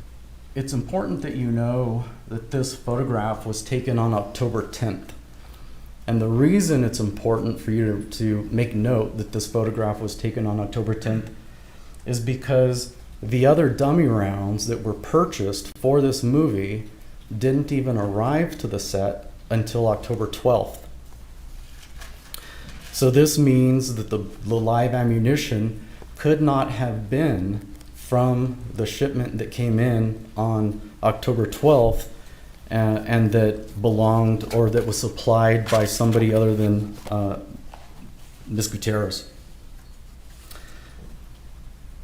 This also will help you when you hear from the defendant's counsel, who are likely going to suggest to you that there was some kind of sabotage on afoot on the set, or that the live rounds came from someone other than Ms. Gutierrez. This photograph, we think, will help you conclude that the live rounds were on set on the 10th, and that the other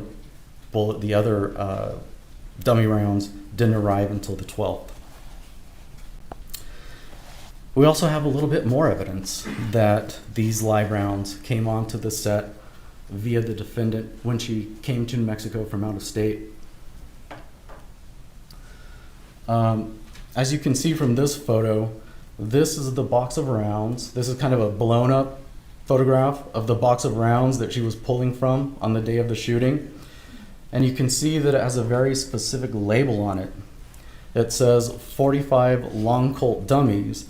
And then in much smaller print there in the middle, you can see the initials JS.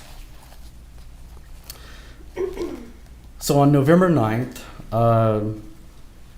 a couple of weeks after the shooting, the defendant came into the Santa Fe Sheriff's Office for an interview with Corporal Hancock, and she was asked questions about the box of ammunition she was pulling from the day of the incident, this box with the small JS on the label. The defendant told Corporal Hancock that she thought this box was kind of peculiar and she wasn't certain where it came from, but she said that she didn't believe it was one of the boxes that was originally brought on set. But then the defendant offered to Corporal Hancock that the day prior to the interview, she had asked her father back home to text her a photograph of the box of 45 long Colt dummies that they had at his home, and she texted him, and he texted her this photo in response. It's identical. It's the same box. The box of dummies she was pulling from on the 21st is identical to the box of dummies that her father had at home. So we believe this is more evidence that this box of dummies with the live round in it came from the defendant. We're also going to show you how these live rounds slowly spread their way throughout the set, eventually landing in several of the actors' costumes and firearms on October 13th, 15th, 17th, and of course on the 21st. In the image on your screen now, you can see in the large photograph, that's the bandolier that Mr. Baldwin was wearing on the 21st. There is a live round inside of that bandolier. The black belt that's in the lower right-hand corner is a belt that was worn by another cast member. There's a live round in that belt too. The evidence you're going to hear throughout this trial is that the defendant was unprofessional and that she failed to do the essential safety functions of her job, and that these failures resulted in live ammunition being spread throughout this entire set. Once the live ammunition was on the set, she failed to detect it because she didn't follow those essential safety protocols that required her to inspect every round before they were placed into the gun. The evidence will show that the defendant treated the safety protocols as if they were optional, rather than if people's lives counted on her doing her job correctly. We will show you that as a direct result of her failures, Ms. Gutierrez caused Ms. Hutchins' death.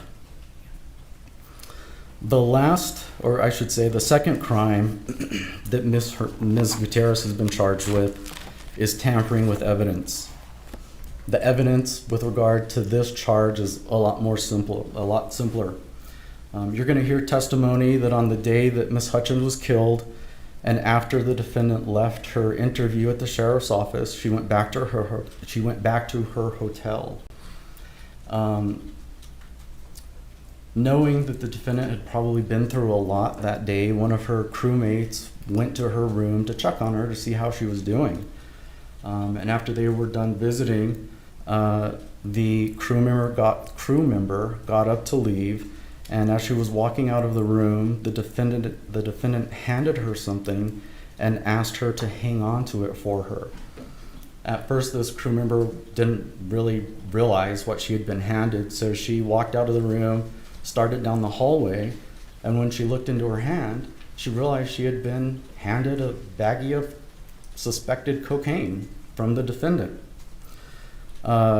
She will testify that she was surprised that the defendant, who is somebody she hardly knew, would hand her a bag of suspected cocaine to hang on to for her. Wow. The crew member is going to testify that she disposed of the cocaine. She didn't want to be caught with it, so she just threw it away. And you're going to hear that the defendant, over the next several weeks, texted this crew member several times asking her to return her stuff, which the crew member is going to testify is in reference to the baggie of cocaine. I know I've gone through a lot of information with you guys, and I hope you're not too overwhelmed, but that's why we're going to spend the next couple of weeks with you going over all of this evidence in a lot more detail. You're going to hear from a multitude of law enforcement officers. You're going to hear from firearms experts.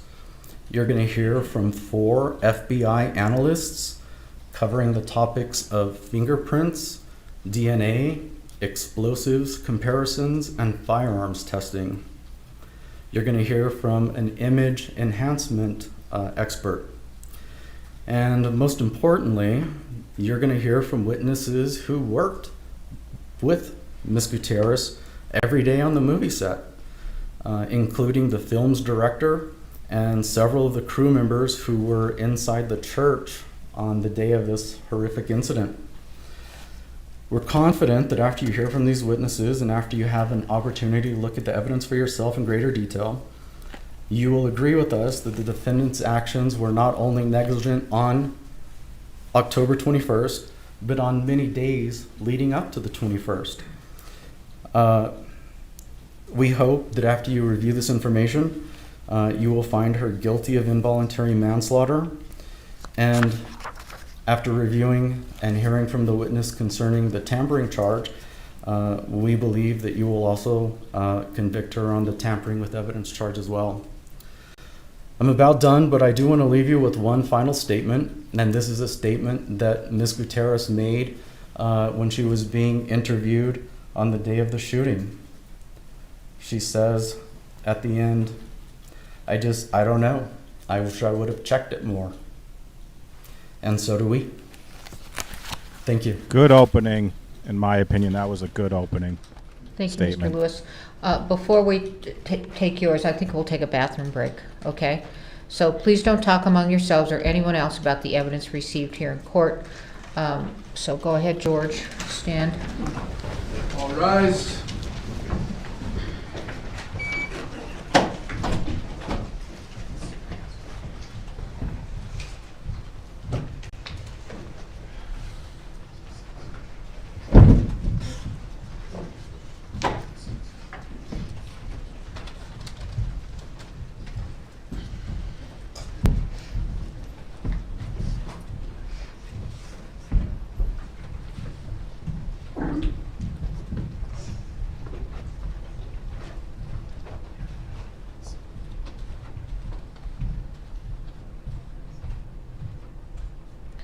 All right, you may be seated. Why don't we get back here at 20 of? Yes, Your Honor. Okay. All right, thank you. We're in recess. All right, folks. So that's about it's 12:30. So we got a 10-minute break here. Want to take the time while we have this break to thank you all so much for being here. That can't be a bullet necklace. That cannot be a bullet necklace. You guys think that's a bullet necklace? Hold on.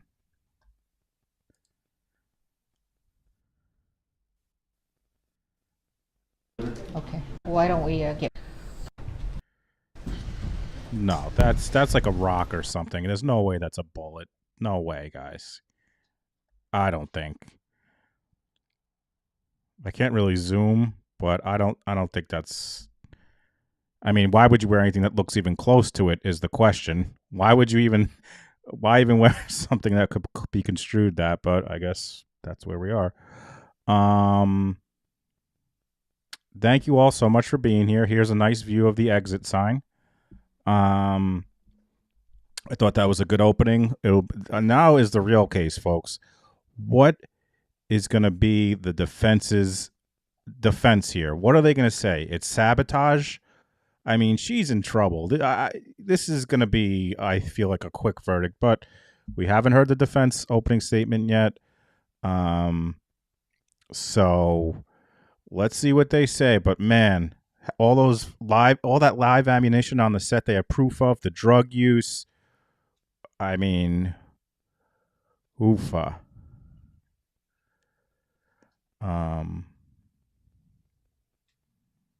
But yeah, thank you all so much for being here. If you could hit that like, that would be great. Share this out if you're in any groups that you think would enjoy this, that would like the channel. It's all appreciated. Like, shares, subscriptions.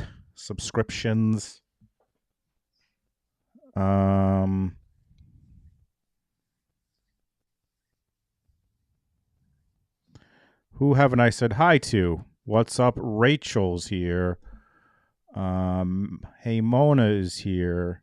We got a few Rachels in here. Lisa's here. Linda's here.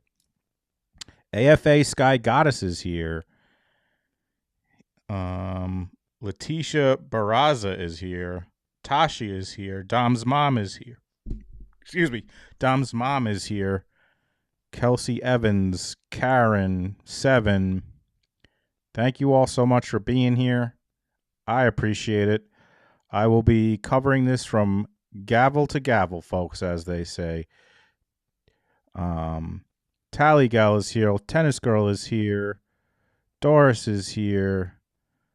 And again, tonight, if you want some legal analysis on Publicly Buzzed, Bob Mott is going to be on Publicly Buzzed tonight. Giovanna is here. Kimmy's Blessed is here.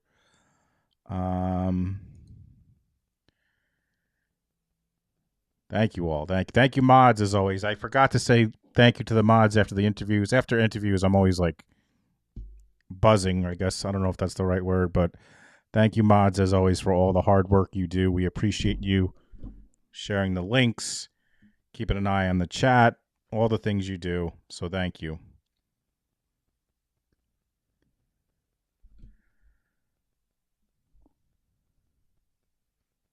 Carly Rooks is here.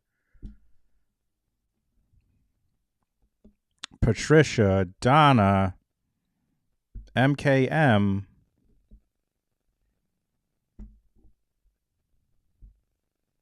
Got about 7 minutes until... Now, this is I'm Eastern time. For folks who don't know, I am from Long Island. Long Island. LAWNGUYLAND, New York. So this is Mountain Time, which is 2 hours behind my time. So I will be covering it as long as it goes each day. It's supposed to be about 2 weeks. She said May, but that was a mistake. It's supposed to be 2 weeks till March. And we will be covering this, folks. March 8th is when they anticipate this trial to be over. March 8th.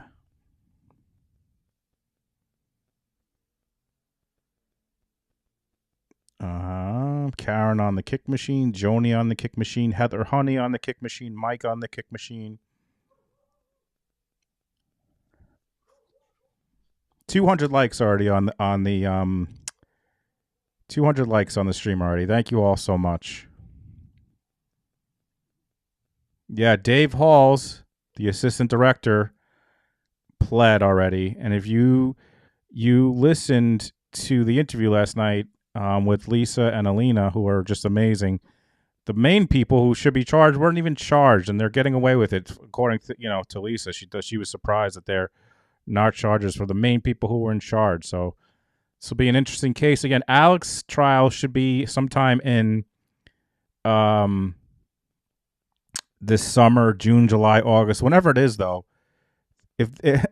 I'm sure Alec's defense is going to be, this woman is doing coke and has live ammunition on the set. How is this my fault? And Lisa was very clear. It's not, despite I know a lot of people think, you have the gun, you should handle it. Lisa said, according to the SAG rules, it's not his job to check the gun. Like, he's in character. She was talking about how a lot of actors are just in character. They're not even thinking about the gun. Like, they're just trying to get into their character. And it's her opinion that at least that part. Now, there is the question she wasn't sure of as far as him being a producer, if there's negligence regarding that. But as far as him being an actor and being handed a gun and being told that it was a cold gun, it's not on him. That, I guess we shall see in his trial how that goes. But if an actor's told this is a cold gun, he's ready to do his scene. He's not thinking about it. That's just, I guess we will find out in his trial, surely. And man, this defense, this is going to be interesting to see what the defense has to say. Is it sabotage from the people that left the set the day before? Is it that she had too many jobs and she couldn't handle it? I don't know. Hey, Patricia Happ is here. Cecilia from Rio de Janeiro, Brazil. Awesome, Cecilia. We got people from all around the world, and it is wild to me that I started this out less than a year ago, coming up to a year at the end of March, and we have folks from all over the world. We have 13,600 subscribers, and we're just growing every day. So thank you all so much for your support.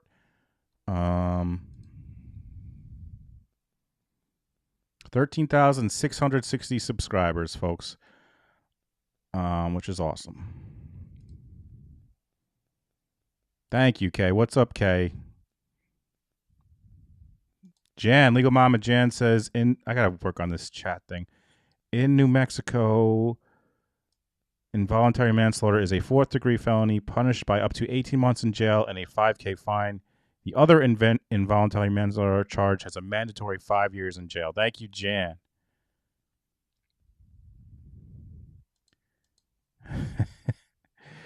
It's almost daylight saving time, so I could take the -1 sticker I have on my stove, so I know it's actually the right time instead of 1 hour off because my stove's clock doesn't work.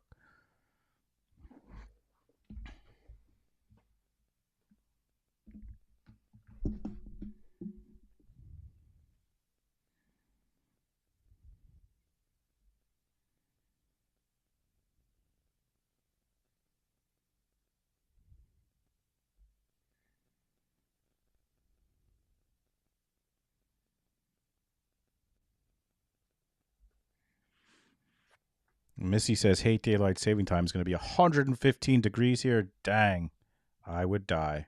I would not be able to handle that. Got about 2 minutes and they should be back, folks. 2 minutes. 2 minutes.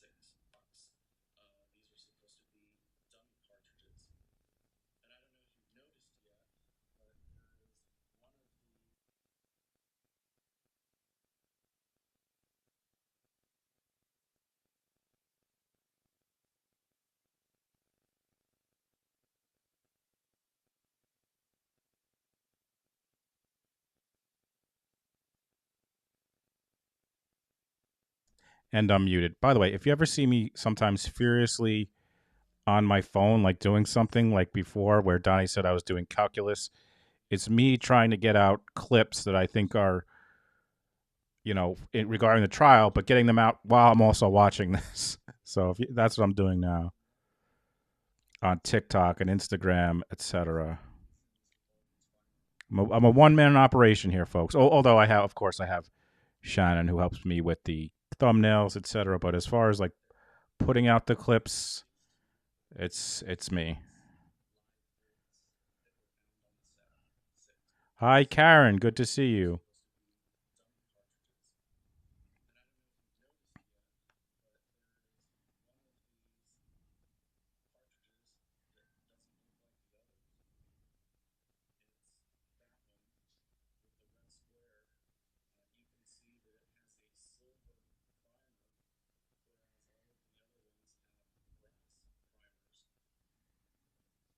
I didn't forget about Babe. Babe does amazing work for me. Babe is the best. I'll never forget about Babe and always give her all the credit. By the way, her video, if you haven't seen it, if you're not familiar, my wife has a channel, which is awesome. Let me share it now. And she did a video on the Adelsons, which is doing awesome because she did about enmeshment. Check it out if you have a chance.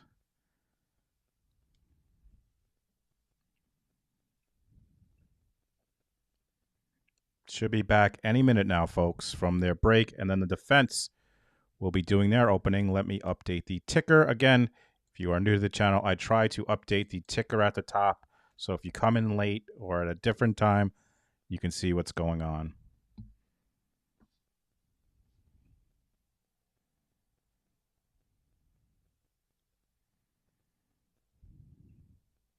Oh, by the way,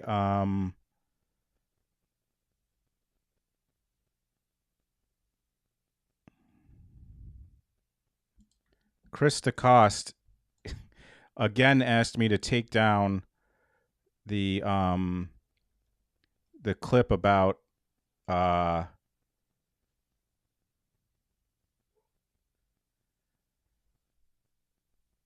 Kawas, and I will not take it down. Possibly if he came on for an interview, possibly. But no, sir, I told him, he said I was bashing her. I said, sir, I bash the Adelsons all the time. That was not me bashing Tara, but anywho, I don't see him coming on for an interview.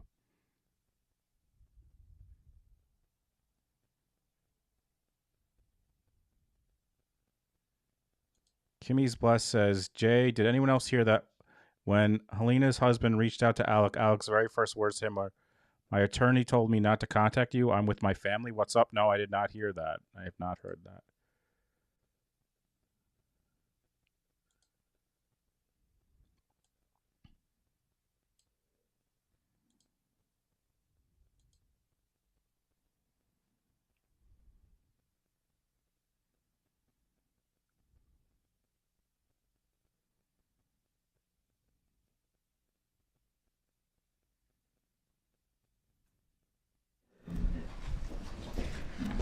Sounds like we're back, folks. Counsel, will you approach?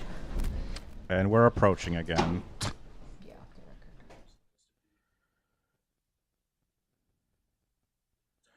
A lot of approachments. A lot of approaching.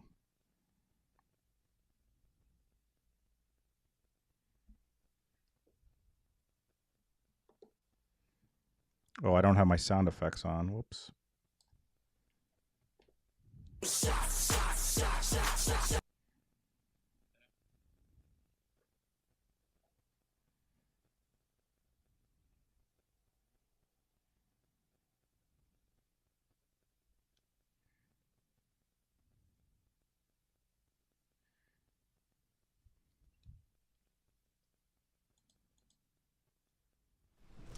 The shots are just something we've done whenever there's a sidebar. You could do water, alcohol, marijuana, nothing, whatever you want. Shots. We just do shots when there's sidebars. Something we do on this channel.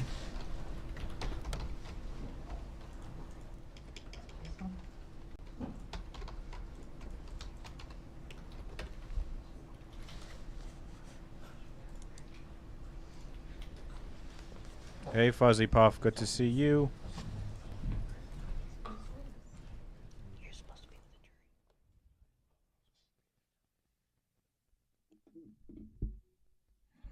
My boots in the court. Brienne says, opening I think went well for the state. The ending with the I should have checked better was a nice way to end it.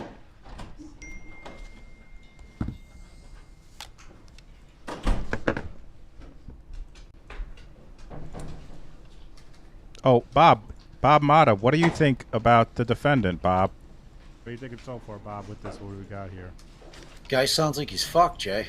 Yeah. Just changed guy for girl. What are you thinking so far, Bob, with this, what we got here? Guy sounds like he's fucked, Jay. Yeah.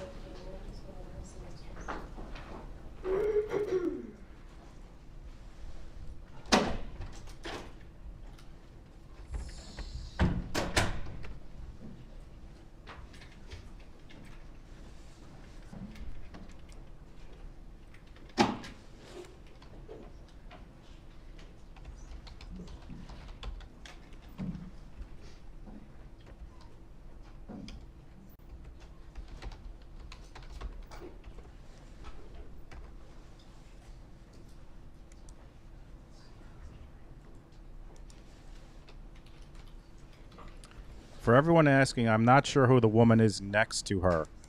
The bald gentleman is her attorney. I don't know if she's co-counsel.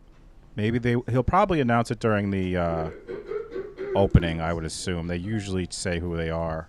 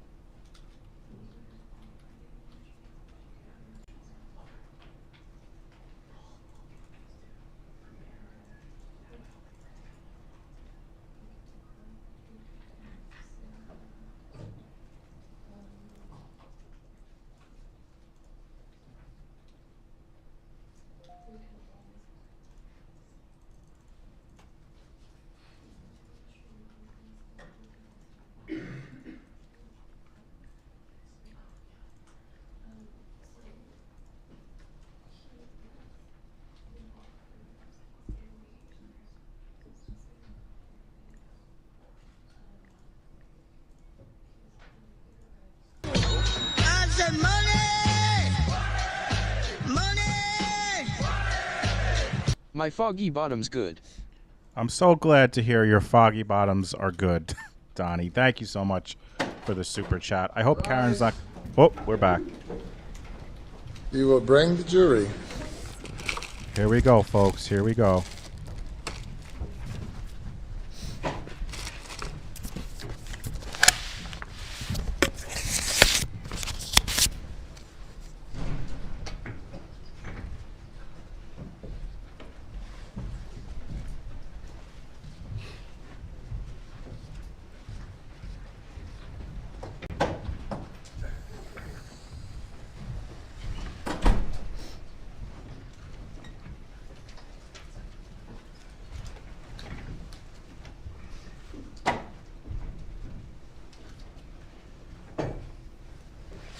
You may be seated. Mr. Bowles? Thank you, Your Honor.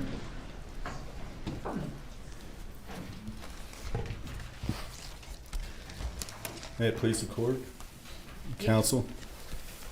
Ladies and gentlemen of the jury, we are privileged, our team, to represent Hannah Gutierrez Reed, who's sitting over here.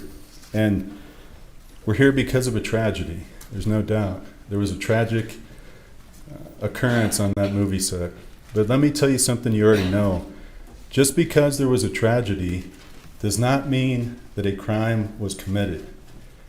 It does not mean that Hannah Gutierrez Reed caused the crimes they have charged her with. And we are going to, through the course of this case, show you that production and the state have both, very early on, sought to make Hannah Gutierrez Reed a scapegoat. That's what this is about.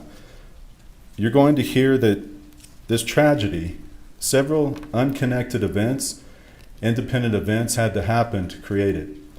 The first event that had to happen is the actor, Alec Baldwin, pointed a gun on that set, and he either had his finger on the trigger and the hammer cocked, or he pulled the trigger as he was pointing that at Miss Hutchins and Mr. Souza, who was right behind her. And make no mistake, this is not a prop gun, this is a real gun. Mr. Baldwin pointed it right at him, either had his finger on the trigger and depressed, or pulled it, causing that gun to fire and hit Miss Hutchins. That's the first thing that had to happen. Miss Gutierrez Reed, you're not going to hear anything about her being in that church or firing that weapon. That was Alec Baldwin. You will hear that Hollywood actors are not allowed to point guns, real guns, at other actors or crew. It's like every other safety with guns in any other place in society. You learn these rules and go into the classes. You learn these rules if you've ever owned a gun. Rule number 1, never point a firearm at somebody unless you intend to shoot them. And that rule was broken. And that's going to be the first thing you're going to hear that caused this tragic accident. The second thing is that Hannah is being made a scapegoat for are deliberate errors and mistakes by production. So the opening, counsel for the state talked about Miss Gutierrez Reed and tried to put all of the onus on her. At the time, she was 24 years old. She had been hired for 2 duties, a props assistant, and you're going to hear what that is, and the armorer role. 2 different duties. So they were splitting her between those and making her, for example, roll cowboy cigarettes. That was one of them for the movie, and they had props that the actors have. And so she was having to do that to take away from her armorer duties. You're going to hear about that. Now, OSHA is a New Mexico agency, and that New Mexico agency inspected the movie and investigated this shooting after the shooting. You're going to hear that OSHA found fault with production. They found numerous faults, numerous mistakes on production's part, not Miss Gutierrez Reed on production. You're going to hear that OSHA indicated that there was a rush set, that there were several safety errors, and I'm going to talk about those in a moment, but I want to make that very clear. When the state talks about Miss Gutierrez Reed being negligent, what really happened is production was negligent. Production put her in that position. They put her in the position of having 2 jobs, a props assistant and an armorer, and expected a 24-year-old under really tough conditions to keep up with everything that was going on. And you're going to hear about that. You're going to hear that Miss Gutierrez Reed emailed the production manager, Gabrielle Pickle, who was on this set. You're going to hear Gabrielle Pickle. And she asked her for more armor days. She said in this email, when I'm not able to focus on my armor duties, this is when mistakes happen. And she was telling her this. Now, Miss Pickle came back and said, no, we only have 8 armor days, and that's all you're going to get. So out of the whole course of the movie, they didn't allow her to be an armorer and to perform those duties to the extent that she had to. And that's going to be a very important point too. They moved her between 2 different things, props assistant and armorer. Counsel for the state in his opening said that Miss Gutierrez Reed had the job of sourcing the ammo and sourcing the firearms on set. Now you're going to hear when you go through this about another name, and her name is Sarah Zachary. Sarah Zachary was the props head. So as the head of props department, she was Miss Gutierrez Reed's boss. In that role, Sarah Zachary had to source the ammunition and had to source the firearms. So that was not correct, what counsel stated in the opening. In reality, that was Sarah Zachary's job. Now you're going to hear that what happened is those 2 worked together in conjunction. Hannah was, Miss Gutierrez Reed was supposed to be doing armor, and then she was supposed to run over and help Sarah Zachary whenever she wanted the help on props. So a lot of what you're going to hear is a chaotic scene created by production and forcing somebody to do these 2 different roles. you're going to hear witnesses in this case, including professional armorer that the state has hired, and other people that will tell you it's completely inadvisable and a terrible decision on a movie like this with so many guns that you have a part-time armorer. It's not a good idea, and that's a terrible idea, but that's what they did. Now, as counsel stated, you will hear that this scene in the church was a blocking. It was a getting ready for a rehearsal. So you're going to hear that Miss Gutierrez Reed had brought the gun to Mr. Halls, that Mr. Halls never should have handled that weapon.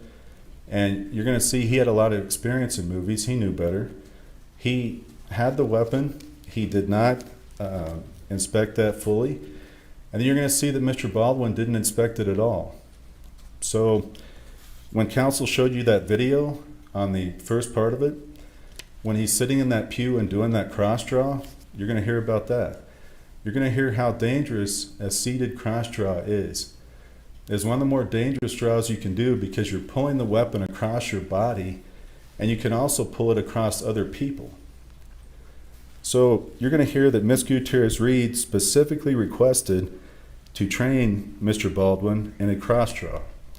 You're also going to hear that he did not do that training. He did not set that training up. So when this tragic shooting occurred, it was in the very motion of a cross draw. You're also going to hear that this scene, this blocking, didn't even require him to draw that weapon. So it's just going to be an extreme close-up scene of his hand pulling out of his holster, and they were going to focus on that, create tension in the scene in the movie.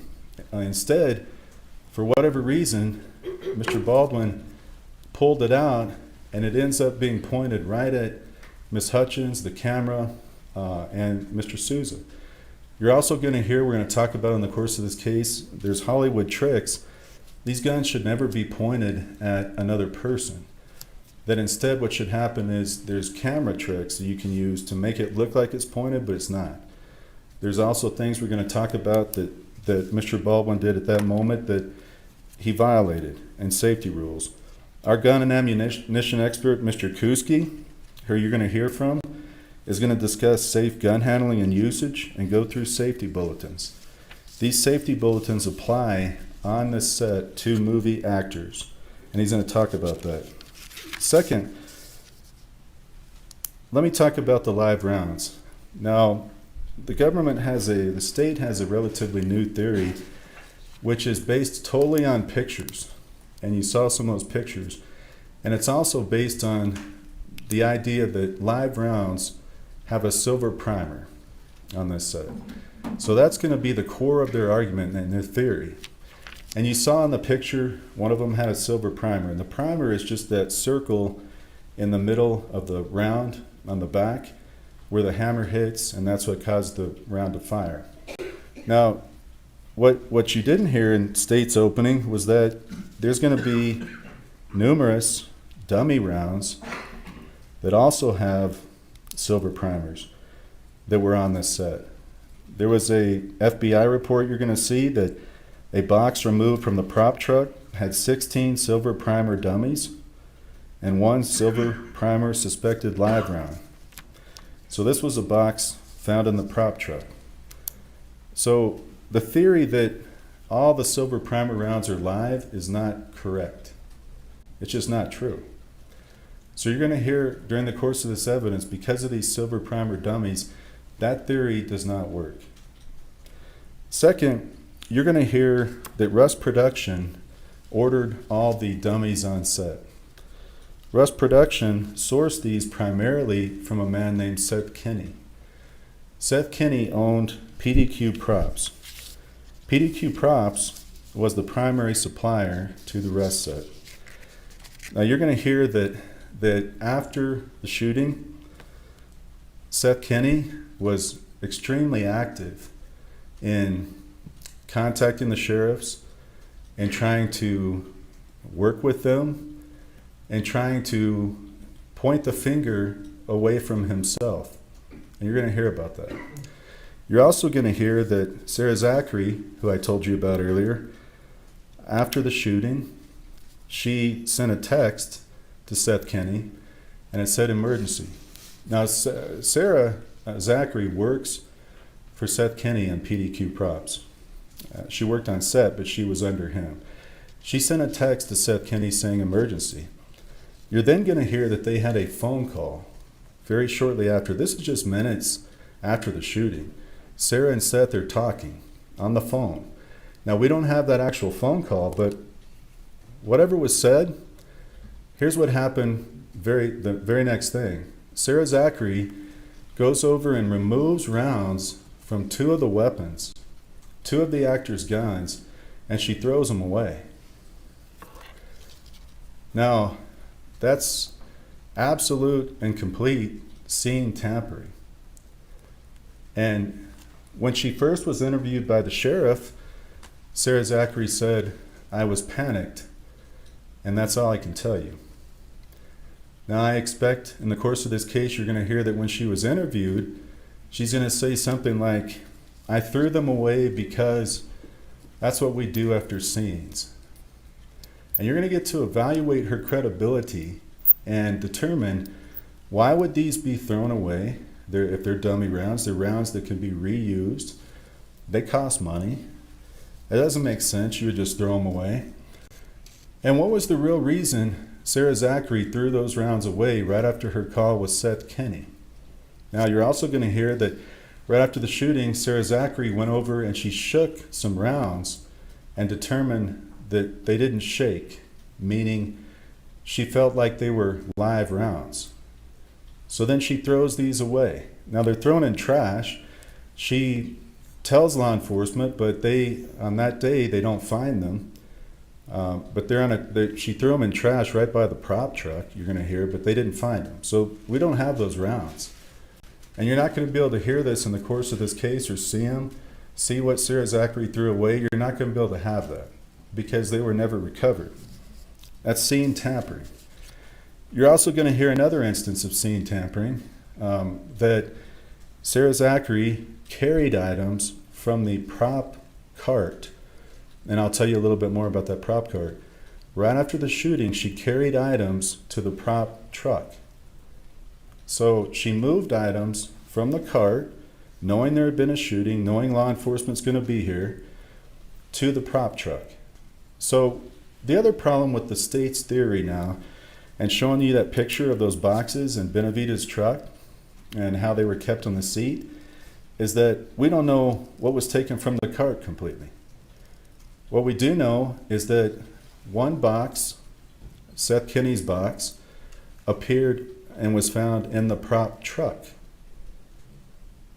And we know that Sarah Zachary transported items from the prop cart to the prop truck. We know that. But we're never going to know exactly what was on that cart at the time of the shooting because it was tampered with. We're also not going to know, because you're going to see on Officer Benavides' lapel video, that right after the shooting, Miss Gutierrez Reed was taken into his vehicle and segregated. She was segregated from all the other witnesses. She's sitting in his vehicle. Officer Benavides Deputy Benavides feels like he has to stay with Miss Gutierrez Reed because she's distraught. So he tells another person to go get the prop cart. The prop cart is over by the church. He tells somebody else to walk over and get it. Now, I think he's going to acknowledge that he should have gone and got that prop cart. Problem with that is this is just a random, this is not a law enforcement, not random, we know who it is, but this is law enforcement's job to secure the scene. After a shooting like this, you don't want evidence to go walking away. You don't want it to go missing. You don't want it, because we're here on a reasonable doubt standard. That standard is the highest standard under our law. That means you can't convict somebody in this country, no matter who they are, unless you prove the case beyond a reasonable doubt. And what we've got here is theories based on evidence that has already been tampered with. And you're going to hear that in this case. That's not even going to be questioned. So you're going to have to take the leap that whatever Sarah took to the prop truck, we don't know. And whatever she did with those rounds, we don't know. And you may not know why, but I can tell you it occurred right after the call with Seth Kinney. And you're going to hear about that. You're going to hear about his contacts with a witness named Del Reed. Del Reed is the father of Miss Gutierrez Reed. Del Reed is one of the most renowned armorers in the history of movies. You're going to hear that he's been doing this for over 50 years. He's trained Brad Pitt, Sharon Stone, Denzel Washington. He did Tombstone. Some of you might have seen that. Tombstone. He did 3:10 to Yuma. He's the real deal. And you're going to hear that he trained Miss Gutierrez Reed. She was very well trained. I'm your huckleberry. She also went to film school, and she completed a bachelor's degree in that. So you're going to see that she was trained, she was educated, and she was ready for this job. Now, it was her second job as head armorer. You're going to hear that she had one prior, and then she had also worked as an assistant on another movie. But you're going to hear that from the time she was a little girl, her dad, Del Reed, had her on these movie sets, and he was training her.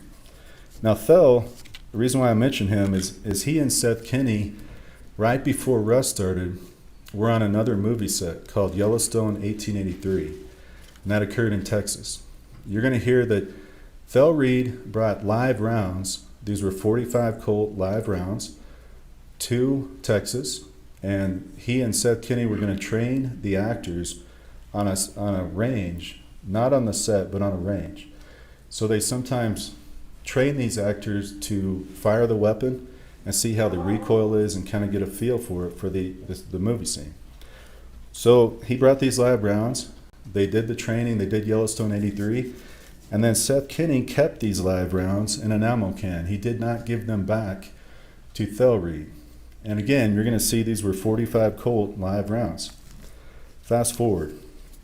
Wasn't that much longer, within months, that we have Rust set.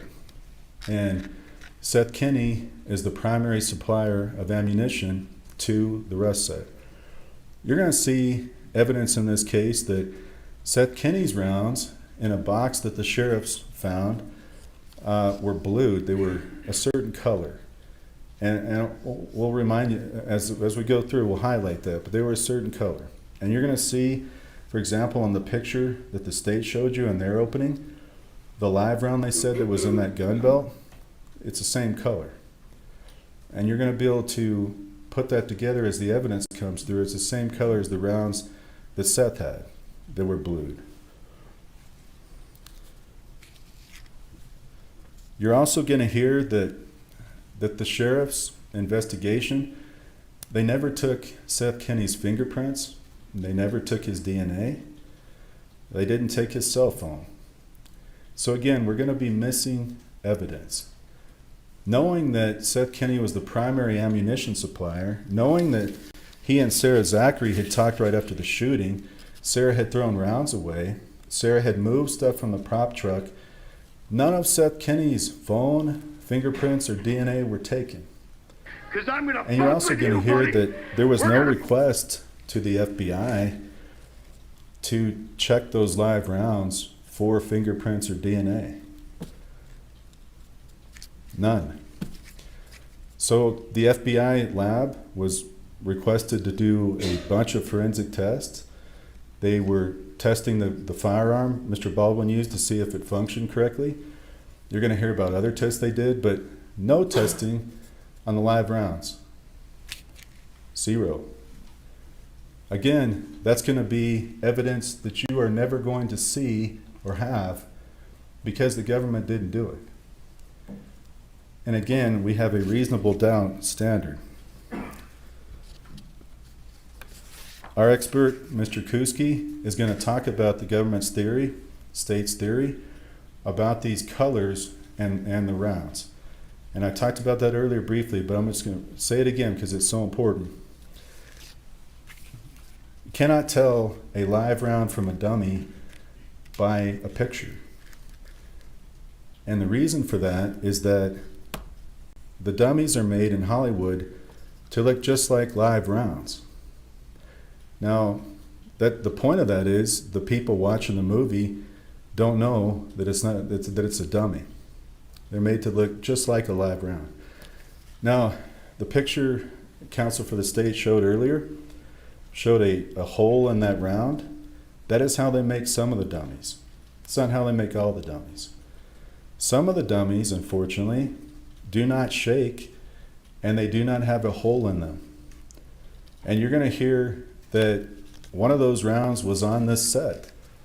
It's going to be in the CSI Tech, Miss Popple. It's in her report. It's called a Denix round from Spain.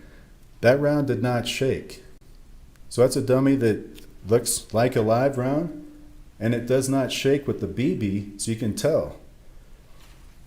Mr. Kuski's going to talk about how this is highly dangerous and how Miss Gutierrez-Reed was faced with the situation on this set of dealing with a mixed match of dummies, cheap dummies, he's going to call garbage, that were just thrown together that she had to deal with. Again, while OSHA's going to tell you she's being rushed, she's having to perform 2 jobs, she's asking for more resources and help from her manager, and she's not getting it. Third, you're going to hear that David Halls, the first assistant director, that he's going to say Miss Gutierrez-Reed was doing a good job. Now he's going to, and she did good with safety on set. He was the first assistant director. He was the one that took the firearm and handed it to Baldwin. You're going to hear testimony that he never should have had that firearm, never. You're going to hear from a director, P.J. Pesh, who's done movies for over 30 years. P.J. Pesh has done, you're going to hear about all his credits. He's worked on all kinds of movies. He's going to tell you that he's never seen a first assistant director in all those movies ever handle a weapon and hand it to the actor. This was a highly, highly unusual setup and management created by production. That was their fault. And what they've tried to do, and what you're seeing in this courtroom today, is trying to blame it all on Hannah. The 24-year-old, because why? Because she's an easy target. She's the least powerful person on that set. So what do? And you're going to see the evidence. They target her. You're also going to hear that David Halls, he did not address prior safety issues. And this is part of the thing that OSHA found. David Halls, there were 2 accidental or negligent discharges on set. And what that is Sarah Zachary had one of them, and a stunt double for Baldwin had another one. What those are, you have a firearm with a blank in it, and you don't either decock it, it's called, where you put the hammer down slowly so it doesn't fire. You don't do that right, and then it goes off unexpectedly. Sarah Zachary did that. The second one you're going to hear, a stunt double had a misfire, and these were on the same day, 5 days before the shooting, October 16th, the same day within an hour apart. Miss Gutierrez-Reed addressed it by talking about them because these are safety incidents. You can't have misfires like this, negligent discharges like this. People are walking around, they don't have ear protection. These blanks can actually fire off stuff out of smoke and everything that can, it's dangerous. So David Halls did not do anything about it. Again, that's his job. You're going to hear that he was the security coordinator for the entire set. But David Halls didn't delay. He didn't order additional training. You're going to hear some of the head people, if you hear from them in this trial for Russ Production, some of the head guys, they didn't even know about it. So they weren't informed about it. That's how much the production cared about safety. Because you know what the primary thing was here? It was rush, get this done so we can get the money. And that's all on production. And Mr. Baldwin is one of the primary producers. That's on them. Ms. Gutierrez-Reed had no control over that. Finally, you're going to hear from OSHA that Russ Production didn't adhere to several safety rules that they have to adhere to on set. That's why they were fined. They gave them the largest fine in the history of New Mexico over this case because of what they did. You're going to hear that they didn't have a procedure to ensure live rounds were not brought into set, nor did they give Miss Zachary or Miss Gutierrez Reed enough time to thoroughly inventory. You're going to hear that halls did not conduct daily safety meetings, and there was no safety instruction prior to Baldwin using the gun in the church. You're going to hear that Russ failed to accord Miss Gutierrez Reed more training days, and she was not able to train Baldwin on the cross draw. And you're going to hear again that Mr. Baldwin, one of the lead producers, head actor in the movie, who really controlled the set, you're going to hear that he violated some of the most basic gun safety rules you can ever learn. From a young age, we all learn you don't point a gun at somebody, ever, unless you want to shoot them. You treat all guns as loaded, and you keep your finger out of the trigger until you're ready to shoot. He violated all those. It wasn't Miss Gutierrez Reed, that was Mr. Baldwin. Now you're going to hear from some other witnesses. There's going to be a lot of them, but the core principles at the end are you're going to be missing critical evidence. You're going to not hear about Seth Kenney because the government didn't investigate him. It chose not to. Mr. Kenney, primary ammo supplier, talking with Sarah Zachary, she's throwing stuff away. They didn't go after him. They went after Miss Gutierrez Reed. And you can think about that. Why would they do that? Miss Gutierrez Reed did the best job she could under very, very tough circumstances, trying to get into this profession, a profession she really wanted to do. She was trained by her dad, a longtime armorer, 24 years old. She had insufficient time to do her armorer duties because she was also forced to do props, and management made a number of mistakes and did not create the proper atmosphere. Russ Production and the state want to scapegoat her. She is not guilty of the crimes charged against her, and the prosecution must prove that beyond a reasonable doubt, and I submit they will not in this trial for the reasons I've stated and the evidence that you will see.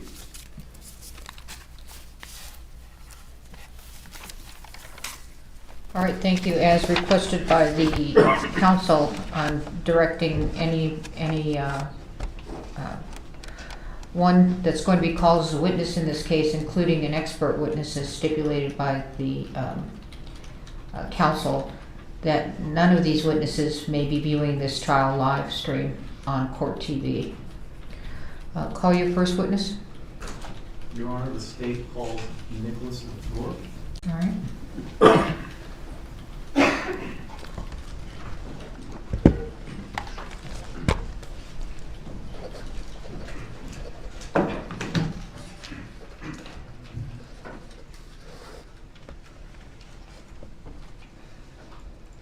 All right, guys. While we're waiting, I want you guys to think of something. This analogy. You're in town.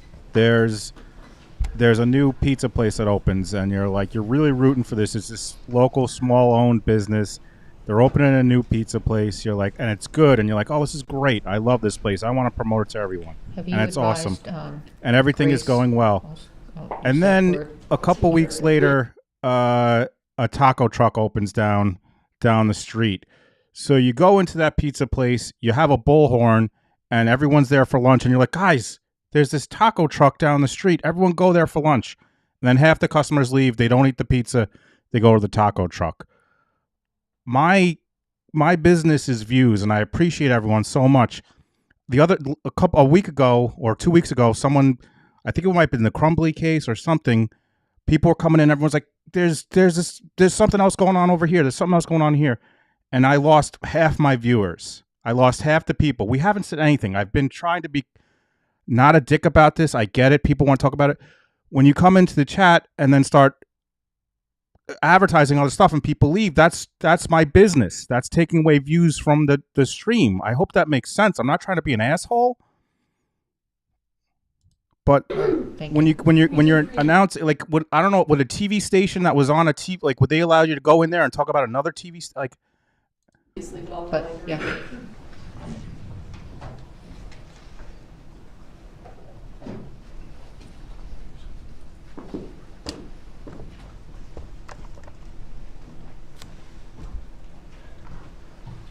Face the judge. Raise your right hand.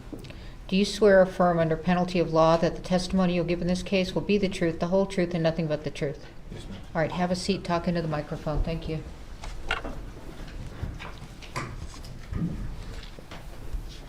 Good morning. Good morning. How are you today? Good. Would you please state your name for the record and spell your last name? Officer Nicholas LaFleur, and then my last name is spelled Lefleur. Officer LaFleur, how are you currently employed? I'm currently employed with the city of Santa Fe. And how long have you worked for the city of Santa Fe? Going on 2 years. And what is your role at the city of Santa Fe? I'm a police officer. All right.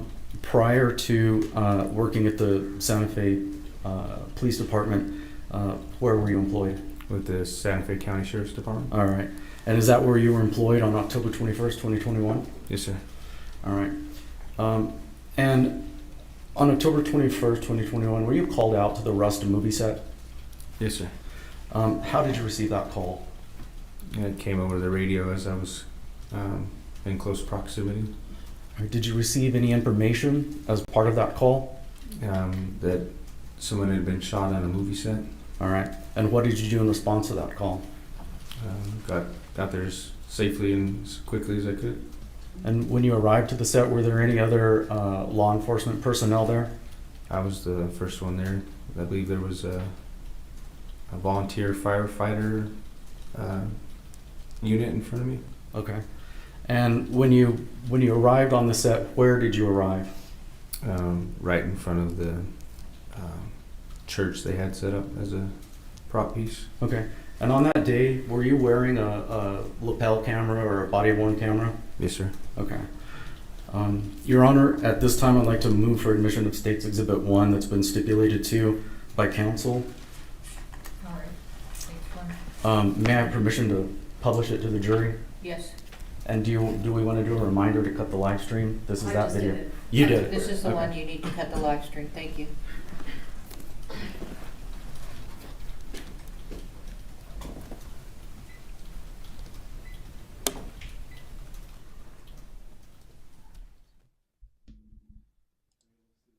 Oh, so we can't even hear anything?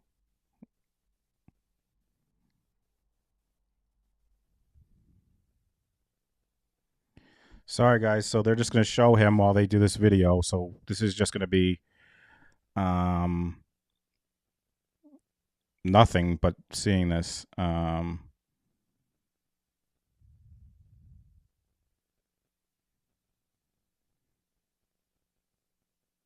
Guys, I mean, you guys know, for the people that I hang with, the people that I love, and the people that I promote the shit out of everyone. You guys know that. You guys know that I love to promote the people I deal with, and I just,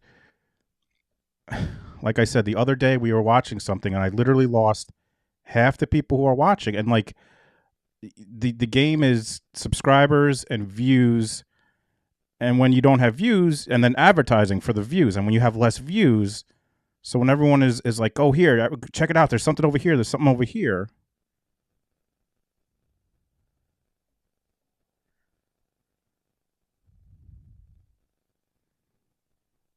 I hope it doesn't come off that I don't appreciate everyone's support, because I obviously do. I make a point to say that every day. I really do, but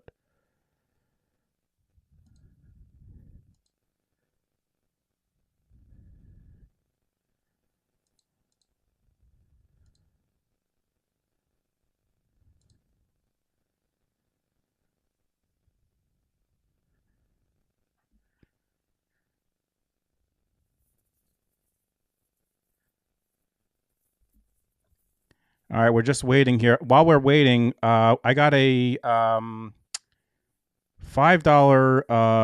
PayPal from Jennifer. Thank you so much, Jennifer. I also got a Cash App from Catherine G, $5 for the Hannah trial. Thank you so much, Catherine. Thank you so much, Jennifer, for the PayPal.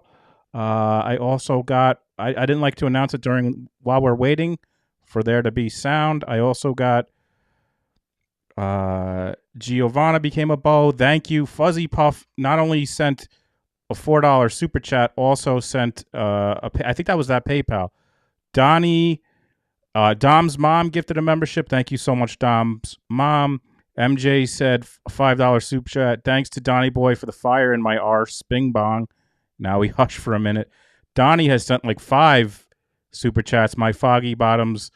Good. So thank you all. Sorry, I don't usually announce these when there's testimony, but I would do at the end. So thank you all so much. We're just waiting here for this video. We can't see anything there.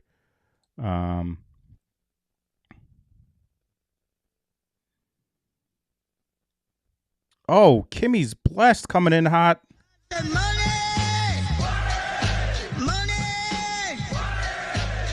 Love ya, Jay. Keep putting one foot in front of the other. We'll be here with you the whole ride. When you hit 20K, I'm gonna be like, remember when we only hit 13K? Kimmy's blessed. Thank you so much. Good point. Let me ask the person in the courtroom let me ask Brienne what they are showing. Okay, she already messaged me. That's how good Brienne is. Make sure to follow Brienne. Lots of issues on the tech part. They are trying to show the body cam of the officer, but it's freezing. Brienne is awesome. Let me share her Twitter again. And thank you so much, Kimmy's blessed. That was so kind. Deja coming in with a $10 super chat. Thank you so much, Deja.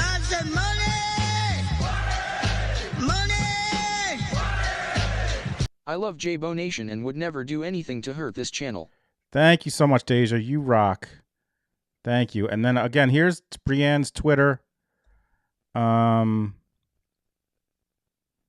Check her out. She just messaged me that. Lots of issues on the tech part. They are trying to show the body cam of the officer, but it's freezing. Jersey Girl says, I'm a listener. Love your channel and the cursey words. Thank you so much for being here, Jersey Girl. Thank everyone for being here. It is awesome having Brienne in that. I don't know if she's going to be there every day, but it's awesome. I feel like they haven't even started showing the body cam.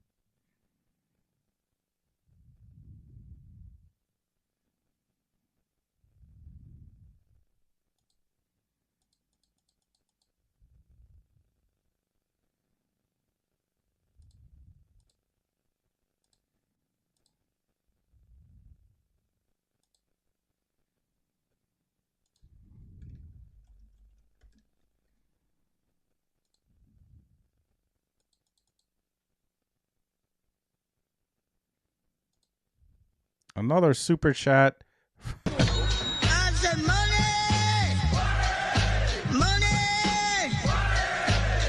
People stop talking about other trials, god damn it. Yeah, I do have a wish list. I'll post it right now. I took down the Amazon one for my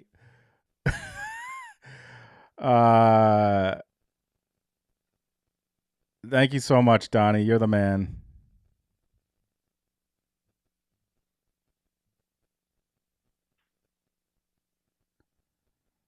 I guess it's not working, my wish list.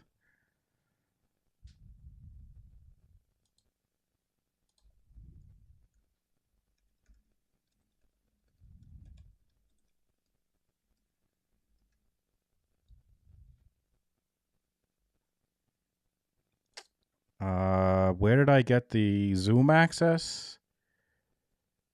Thank you. I got the Katie sent it to me. Katie Bogan shoots.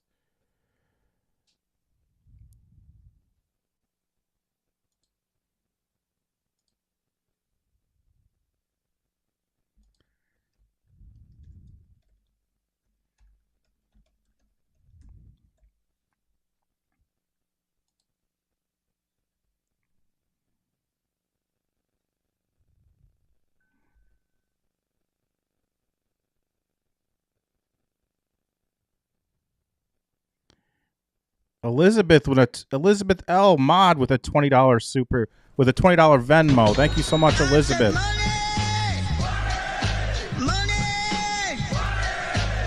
I took the day off to watch your stream and hang out today. You and your dad highly matter to me. I believe in what you are doing. Fuzzy Puff, that is so kind. Thank you so much, Fuzzy Puff. And thank you so much, Elizabeth. They haven't figured this out clearly. Thank you, Fuzzy Puff. I really appreciate it.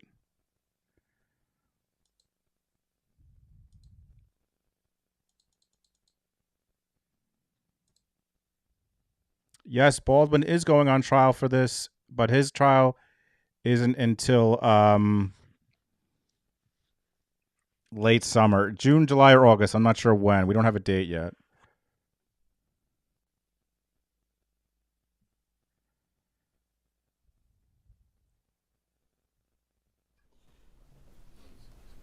Let's start the video. Back from the... Yes, Tallygal. My Cash App and Venmo, they're all in my my link tree. That's the link tree that's at the top is has all my links. You got your truck kit? Yeah, I'm trying to get it out. Stupid new truck. Are we inside with the BVMs?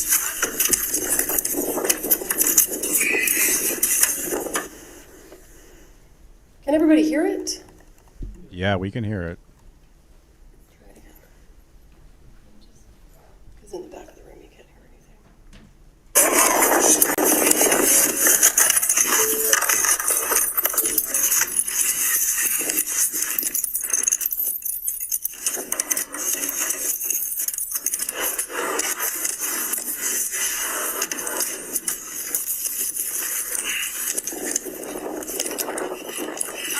Okay, let's up there. Officer, what are you getting out of your truck? What's happening in that portion of the clip we just watched?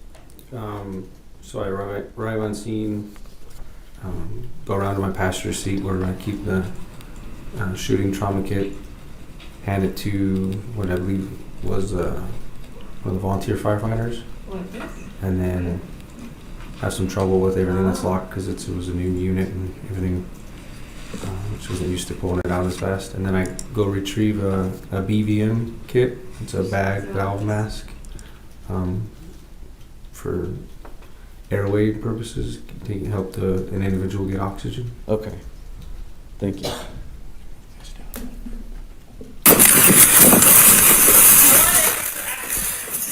Jeez.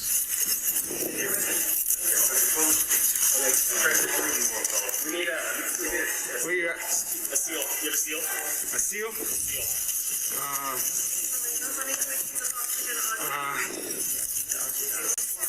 Thank you so much, Fuzzy Puff.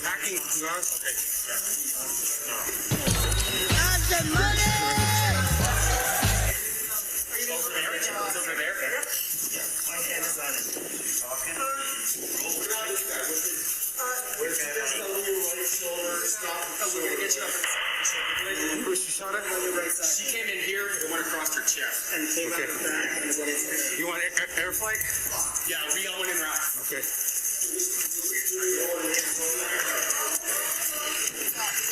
32 Santa Fe, one female shot in the chest, male shot in the stomach, requesting air flight.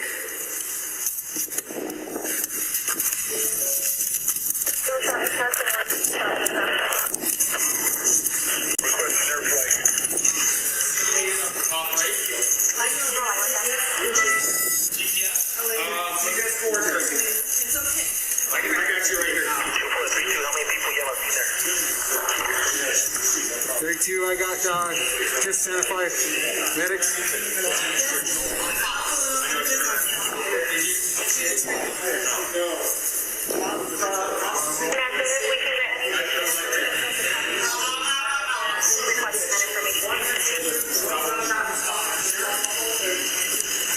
Santa Fe, both approximately 140 pounds.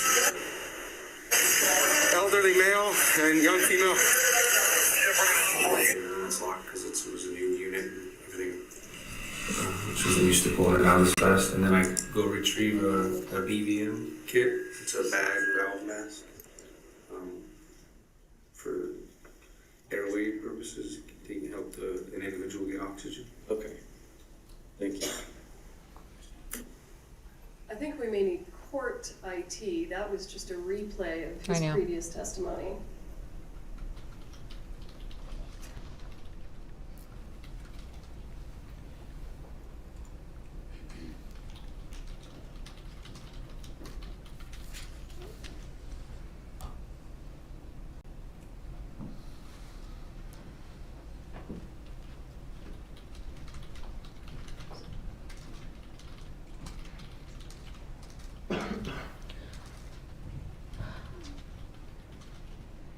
Please, Brian, will you go get Grace? Will you go get Grace? What happened? I just went to the little Beau's room. Approach the bench with counsel.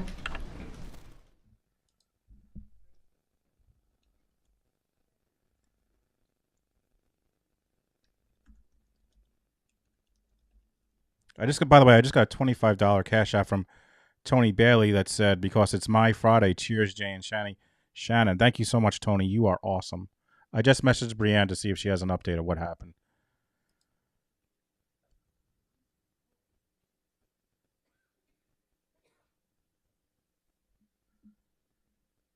Fuzzy Puff, you are too kind today, Fuzzy Puff. I enjoy foul language. Thank you so much, Fuzzy. You are the best. Thank you so much, Fuzzy Pup. MVP, right? MVP. Thank you all so much. Thank you for everyone who kind of understood my little rant. I got to tell you guys, I've been thinking about that for a long time, and I didn't know how to. I tried not to come off like an asshole. I probably still did. But thank you, everyone who is here, and I appreciate it. Thank you, guys. I really do appreciate everyone's support. It's not bullshit. I wouldn't be here without everyone's support, so.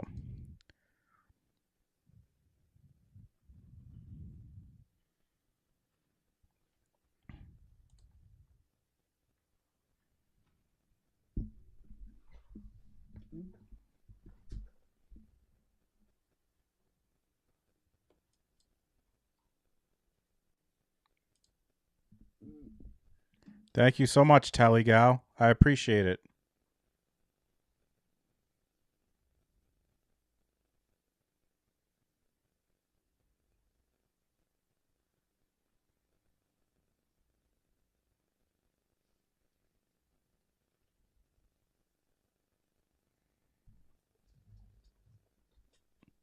Thank you, guys. Thank you. Thank you.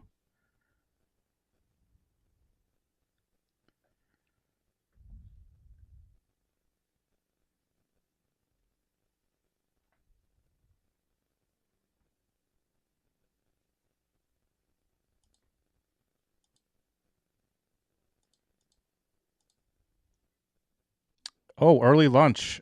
Early lunch, according to Brienne, due to tech issues. Going on 12:30 return time.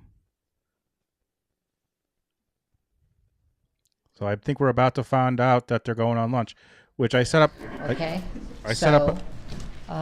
Why don't you be back downstairs at 12:30? Would that work for you all? Okay, so follow George's directions, but you know where to go on the first floor and wait for George, okay? Thank you. Please don't talk among yourselves or anyone else about the evidence received here in court. Thank you very much.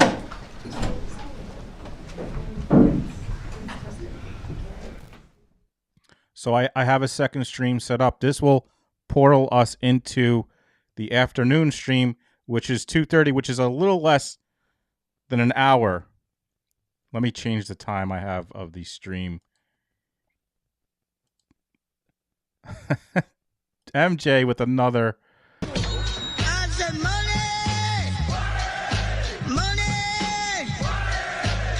For fluffy stuff and Donny Boy. Bing bong. Thank you so much, MJ. You're the best. I can't wait for the comments I'm going to get when I end the stream. Oh, boy. So that's in a little less than an hour. Let's see if anything else happens here. All right. Thank you. We're in recess. All right, they're in recess. So this is going to take you. Don't worry about the timing on the second stream it takes you to. It's gonna be wrong, but I'll fix it. But get it in there. Hit that like. What time did I set it for? Let's see. I set it for 3 p.m. So let me set it up for 2:30 p.m. my time. Right? 2:30 my time, 2 hours later. Right? I think. I never know. All right, guys. Thank you so much. I appreciate you very much. Going to end this stream. Going to portal you into the next stream. Love you guys. Mods, thank you so much, mods. All the super chats and live Fuzzy Puff. Holy crap. All the cash apps and everything, all the support. Thank you so much. See you in about 50 minutes, folks. 50. Thank you.